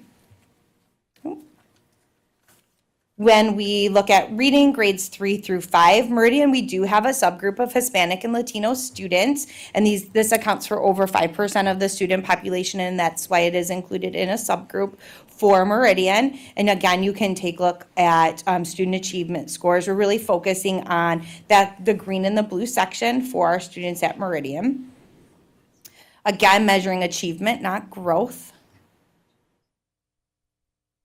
And then our NWEA scores for reading for our middle school. And again, the same subgroup is at our middle school, Hispanic and Latino students. Moving on to Math K-8. And it's set up very much the same, starting with Park Lane, looking at our kindergarten, first and second grade. And when we dig into our NWEA scores more deeply, of course, I would look at comparisons and growth between fall and winter. But for this presentation, we're simply looking at achievement scores for winter. And no subgroups at Park Lane. Meridian Elementary, math assessment, same subgroup applies. Again, focusing also on the median percentile for the building. And Groseal Middle School math. Also part of 98B is to update the Board of Education on MyKIP goals and strategies. So a little update on where we are with our MyKIP strategies. Essential coaching practices is one of our strategies, and we're doing a great job with that. We have coaches in all 4 of our buildings. And for those listening at home, those are instructional coaches who do instructional learning cycles with our teachers to help promote our instructional framework and have great teaching and learning in the classroom. And all of those coaches are attending the Wayne County Coaching Network for professional learning along with other Wayne County instructional coaches. Another MyKIP strategy is essential literacy practices in grades K through 5. And the essential standards of practice are practiced in all K-5 classrooms. Our instructional coaches are very versed in the essential literacy practices and are coaching our teachers through that as well. Another MyKIP strategy is essential practices for disciplinary literacy instruction in 612, and that's looking at literacy in all content areas in our secondary classroom. And those essential practices for literacy have been discussed at our district instructional leadership team and brought back to their content level teams. And secondary is beginning to implement disciplinary literacy essentials in their classroom. The formative assessment process has been going on and is continuing to grow and gain momentum with instructional learning cycles taking place in all of our buildings and dedicated time to that in all 4 buildings as well. And high-quality balanced assessment systems, which really ties into our PLCs that you hear a lot about.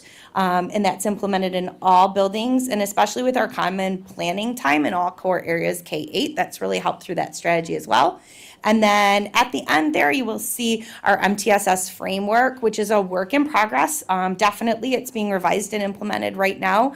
Our K-5 system is really up and running in a strong way, and tweaks are being made to our 6-12 system as we speak. So that's also part of our goals for our district. That is 98B in a nutshell, and thank you. Thank you, Audrey, for hanging in there with us, too.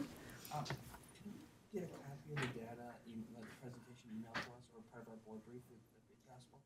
Sure, it's not in the board book? No. Okay, yep. Sorry about that, it should have been in the board book. Oh, okay. Next, we have business office update, the budget amendment update from Linda Drizga, our business manager.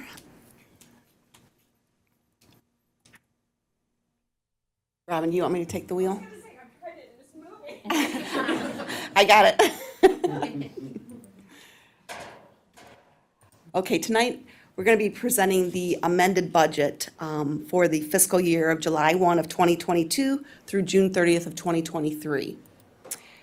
I did present this to the board at our last work session, so I'm going to try and just kind of make this flow a little bit quicker than it was at the work session.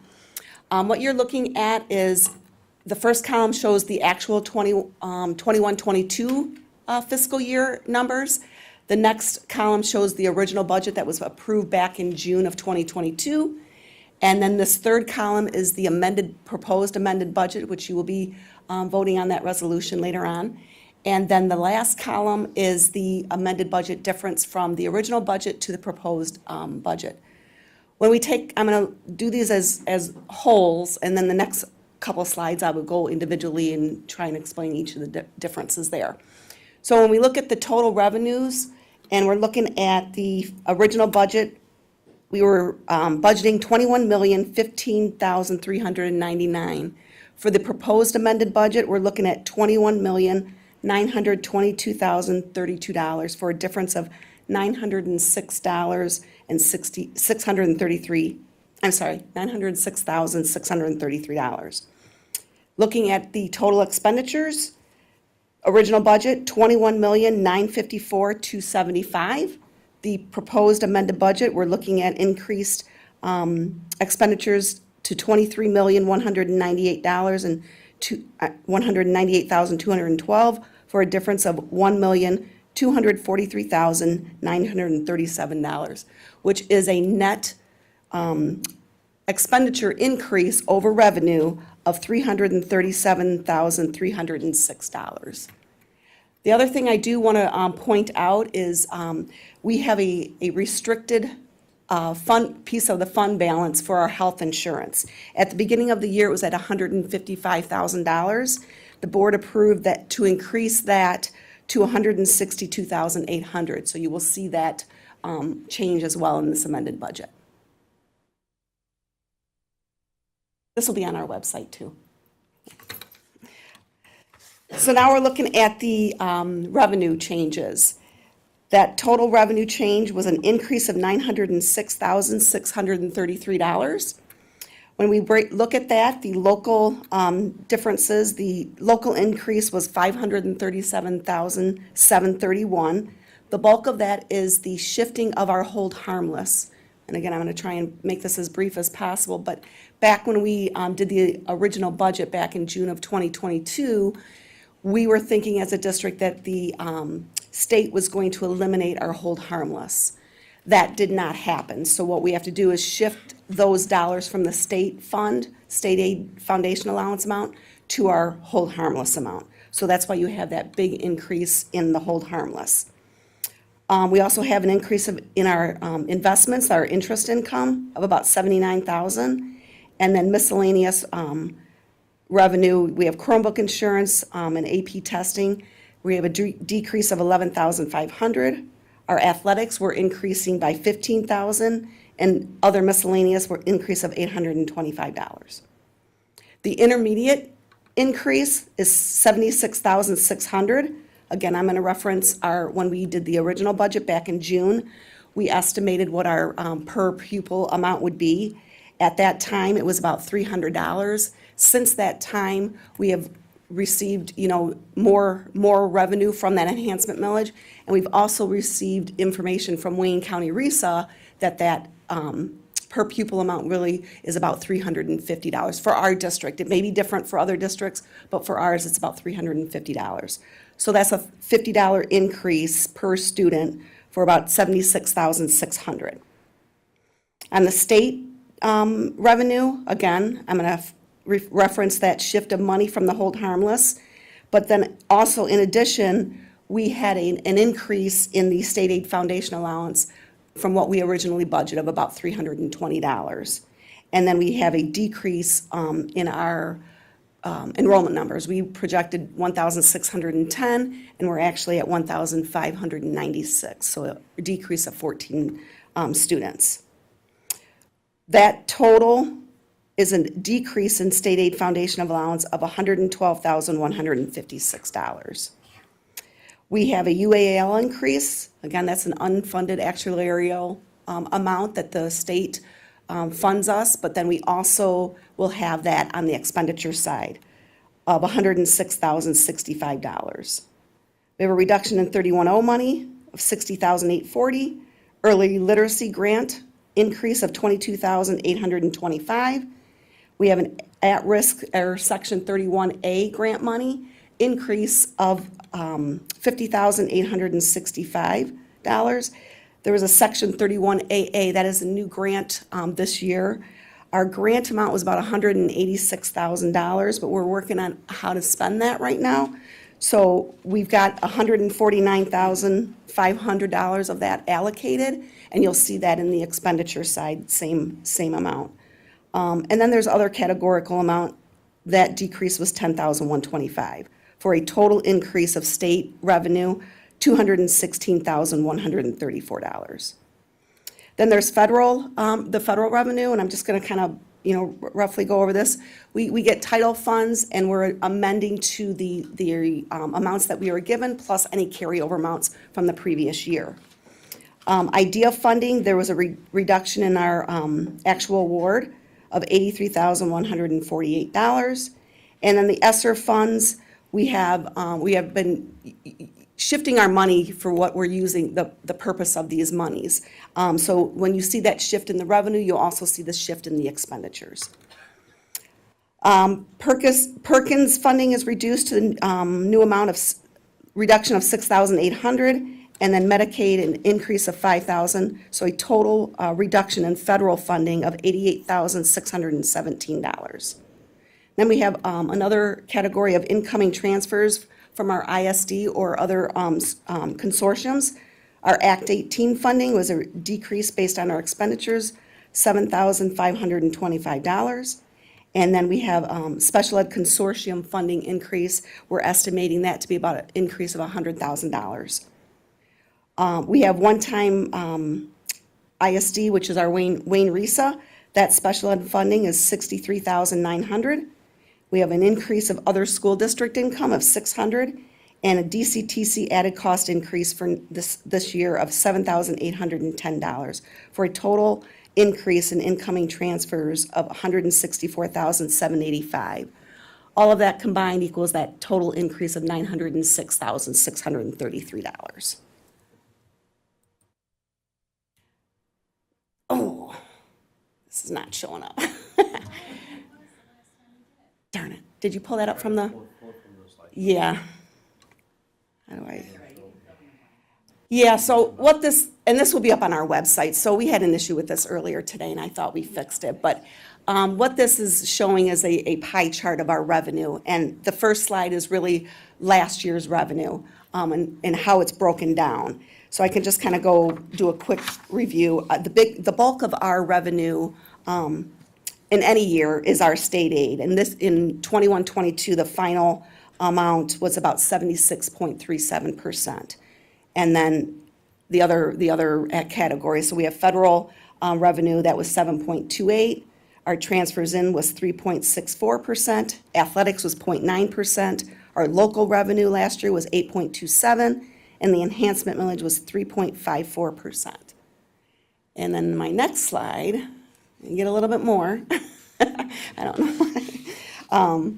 But again, the bulk of this is for the amended budget, the proposed amended budget. The state aid portion, again, is the largest at 76.7%.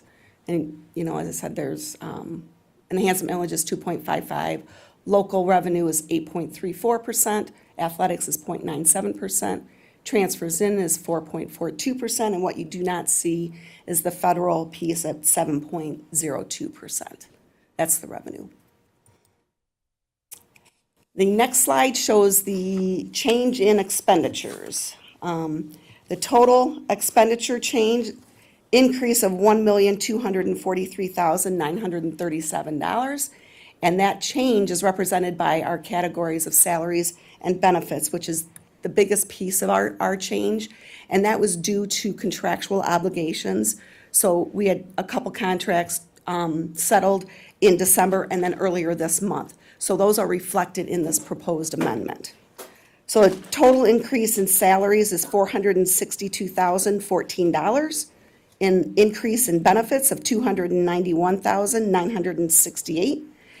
And then there's an increase in our contracted or purchased services of $298,989. That is an increase in a couple of our services. We've got an increase with our Aptigee, which is our new website. And then also we have an increase in our tech department contract with Wayne Risa, as well as our behavioral specialists are included in that amount. The next category is repairs, maintenance, and other purchase services, an increase of $100,600. That's tires on our buses, our fuel costs, and other miscellaneous repairs around for the buildings, building roofs, et cetera, throughout the district. Increase in supplies and materials is the next category of $70,936. Capital outlay is a decrease of $7,800. Other expenditures of dues and fees, an increase of $2,830. And then outgoing transfers, now this is outgoing to other districts or other consortiums, and we have an increase of $24,400. This is really an electronics technician class that is a pilot program that Grosse Ile was hosting, and there are 6 students in this pilot program. All of them are Grosse Ile students. So we incurred that cost, which is about $30,000.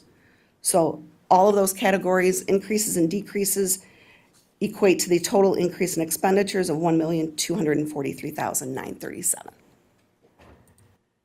Oh, Lord. So you don't see anything there, but what I want to point out here is that about 83% of our, now this is last year's, 83% of our expenditures were benefits, salaries and benefits, and the rest of that was capital outlay, supplies, purchase services, and maintenance and repairs. Okay.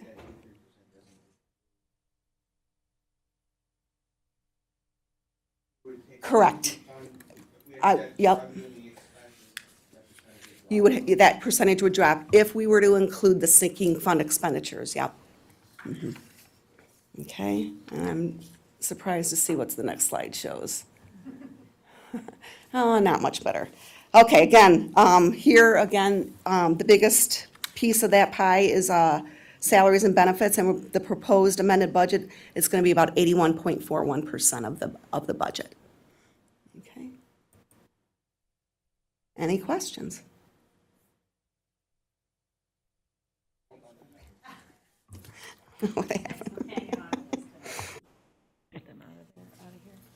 Yes, please feel free to go home, you two. Audrey, Kim. Kim, oh, Kim, I didn't even see you over there. Yeah, go Get out of here, bye-bye. you guys. We Go, Gotta be here in the morning. go. Yes. It's above and beyond tonight, okay? I got it from here, I swear. Oh, you're welcome to stay, but feel free to leave. But you know when one of you stays, none of you are getting out, so. I know, right? All right, well, I'm moving on. Consent grouping is next on our list. Can I have a motion, please? I move that the Groseal Township Schools Board of Education approves the consent grouping items as presented. Support. It's the payment of the bills and the approval of the minutes from January and the February 14th meeting.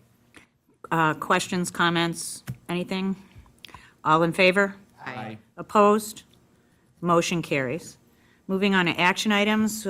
First, we have the 2023-2024 high school course guide. Can I have a motion, please?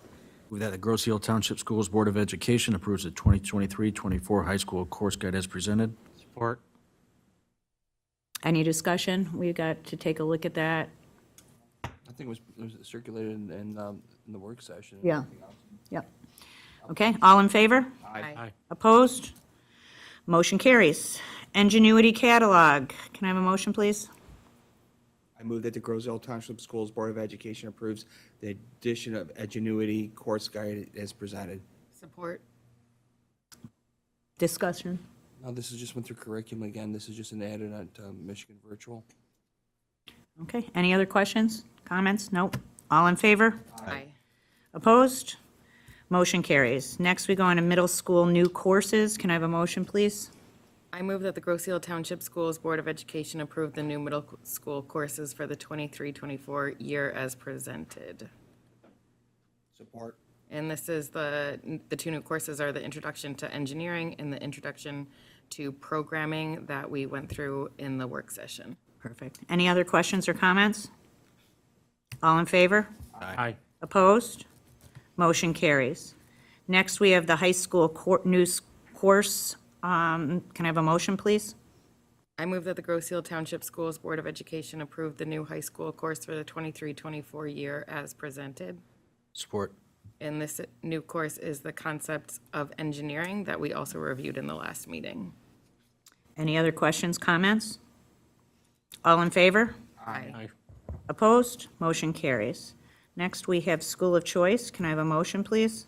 Move that the Grosse Ile Township Schools Board of Education approves limited schools of choice for the 2023-2024 school year pursuant to the State School Aid Act, MCL 388.1705, Section 105 as presented. Support.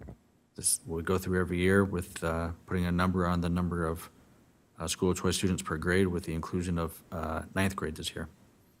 Yeah, and I think it's important to state that, you know, we keep track of this. We keep track of the data on the students, the amount that we can fit in per classroom, and we track it through. So, and we keep track of percentage of grade levels. So I think that's important for the community to know that we do our due diligence each year on this.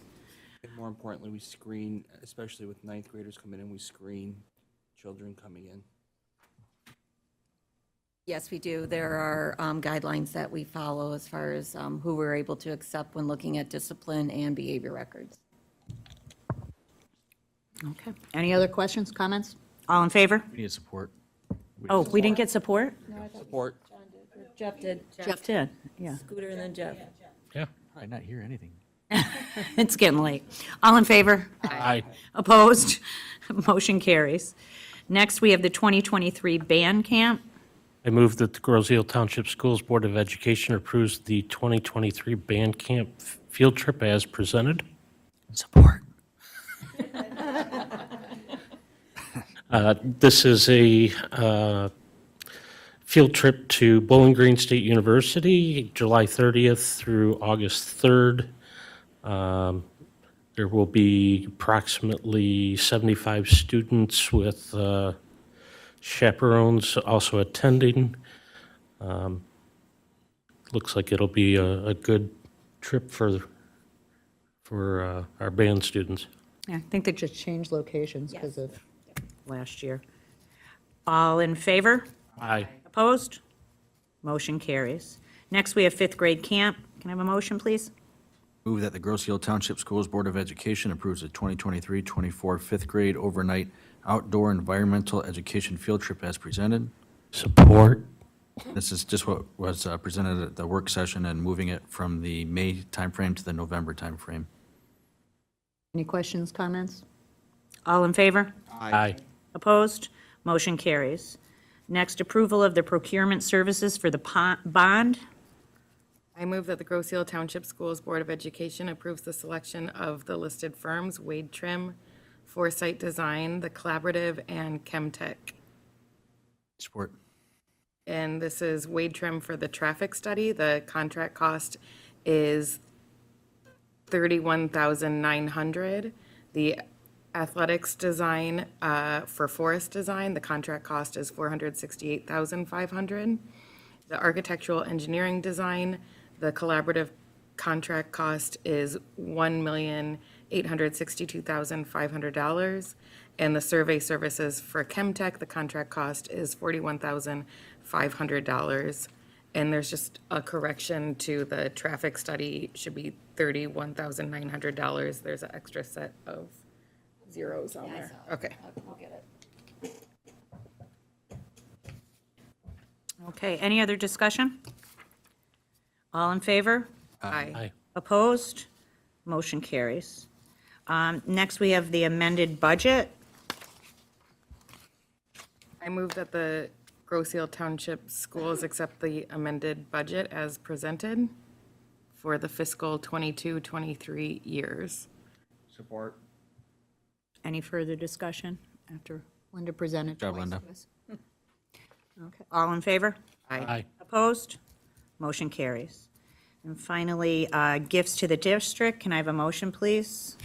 Move that the Grosse Ile Township Schools Board of Education accepts the gift to the district as presented with thanks. Support. This is a $500 check to support the Young Patriots Fund from the VFW Post 7310. Always very grateful. Any other discussion? All in favor? Aye. Opposed? Motion carries. Thank you, VFW. That was to the Young Patriots Fund. That's very much appreciated. And I'm going to hand it over now for the superintendent update. Yes, don't know if you're going to be very happy with me because I have a page and a half, but I'm going to go through it quickly. There's a lot of people working really hard in the district, students making huge accomplishments, and they deserve to be recognized and celebrated, so just bear with me. But before we do that, I also have to answer to Robin over there, and I'm supposed to ask about Island Fest. Is she good to turn in? Are we participating in Island Fest? We walked the parade. Yep, okay, perfect. All right, first I want to congratulate 3 National Merit Scholarship winners. It is exceptional for a high school to have 1. We had 3 this year. Last year, we had multiple winners, so it's a huge accomplishment for both our high school students and our amazing high school staff. So we want to recognize Seraphin, Dianasopoulos, I have practiced that so many times with Seraphin, Luke Hargrove, and Avi Patel. I want to thank Mrs. Garza and the Meridian 5th grade team for their work on moving 5th grade camp. We really appreciate the efforts they put in to do that, and I'm sure our families do as well. Also, a shout out to Meridian for completing their first teacher-led and planned instructional round. Super exciting, and I appreciate Mrs. Garza reaching out to me for sharing that accomplishment. We're really happy with that. Shout out to Mrs. Gazzardo and Mrs. Metzger, they're our health occupation teachers, for their presentation on the DCTC Health Act program at freshman orientation. I heard they did a fabulous job. I received a lot of positive feedback from parents who attended, so I want to thank them for that. Another opportunity at the high school that I wanted to mention, and here it is, Linda, if you want to join me. For anyone that's still listening or may listen to this later and has high school students that are interested in a career in commerce, law, finance, marketing, and careers like that, the district is holding an event with our high school students that gives them the opportunity to watch the sale of our bonds from the November election live from the Stiefel underwriting desk in St. Louis, Missouri. All of our kids aren't going to St. Louis, Missouri. That's where the sale is happening. All of our bond team will be with our students. That includes our architect that you met tonight, Plant Moran Cressa, Stiefel, the bond underwriter, and our bond legal counsel. This is an awesome opportunity for our students, and I'm grateful we were able to plan this really once-in-a-lifetime event for them and provide that. I also want to give special thanks to Board Member Anderson for helping us facilitate securing a room at Wayne County Community College Downriver campus to host the event so that we could increase the number of students who are able to participate. Is there anything you wanted to add on, Linda? Just the behind the scenes, there's, you know, stuff that we have to go through. We have to go through a due diligence, you know, calls. We have to do a Standard & Poor's review. So there's stuff behind the scenes that goes on prior to this sale. And maybe in the future, we can get the kids involved with something like that. Like Yeah. that, you know, they want to be, you know, see the kind of behind the scenes stuff Yeah. of what goes into that. Yeah, I think this is something to be proud of. I don't know how often it is that school districts involve their students in the bond sale process, so we're really excited about it. I want to give a thank you to Mr. Tromka and the middle school staff for working hard on finalizing the details for the DC trip. While I've never personally been involved in the planning of a DC trip, I can certainly appreciate the amount of work and coordination that goes into it. I also want to congratulate Mrs. Zeman and the middle school student council for a successful dance. I know my house was buzzing that evening when my middle school son, returned home to the dance, and I'm sure all of our students had a great time. Tonight, you approved 2 middle school elective courses and 1 new high school course, which is also exciting for our students. We continue to meet as a district leadership team. We did so yesterday for 7 hours. They hung in there. And the middle school team brought forth another course that they are working on for their students that looked amazing. I think Cliff stole a lot of my thunder tonight with his presentation. But I just wanted to say I'm really proud of the middle school team and all the work they are putting into enhancing middle school elective opportunities for our students. As you know, this is part of a goal in our strategic plan to increase learning opportunities for our students. And it's incredible how fast and furious this is getting done. There's a lot to be proud of. Congratulations to Mrs. Morin from Park Lane for being named Teacher of the Month by Representative Church's office. Mrs.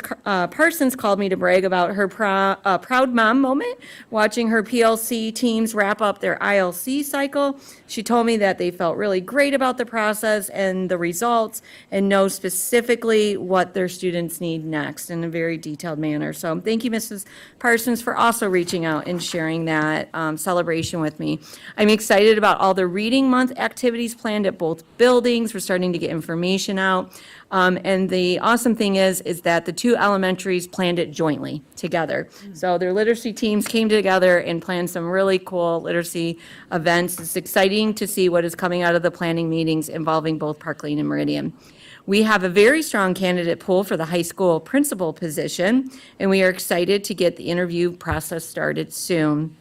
I wanted to thank our bus drivers for inviting me to the bus garage this week to film a hashtag One Girls Yell video. That day, they were going through their safety training, and they're just always working hard to keep our students safe on the buses. Good luck to all of our Red Devils who are competing in postseason competition. We have a ton to be proud of. Girls basketball is competing in the district semifinal versus Flat Rock tomorrow at 7 p.m. Boys hockey team are competing in the regional finals versus Gabriel Richard at the Yak on Wednesday at 8 p.m. And finally, congratulations and good luck to our competitive cheer girls who are competing in the state finals at 1 p.m. at Central Michigan University. So I think it'll be really great to cheer those teams on. And then just finally, I know you mentioned this, President Sasek, but I just wanted to also personally thank Chief Carmack and Deputy Chief Pellin for the open lines of communication and your partnership in working with the district to keep our students and staff safe. I certainly appreciate all the recent time you have spent meeting with me, and that is it. You did well.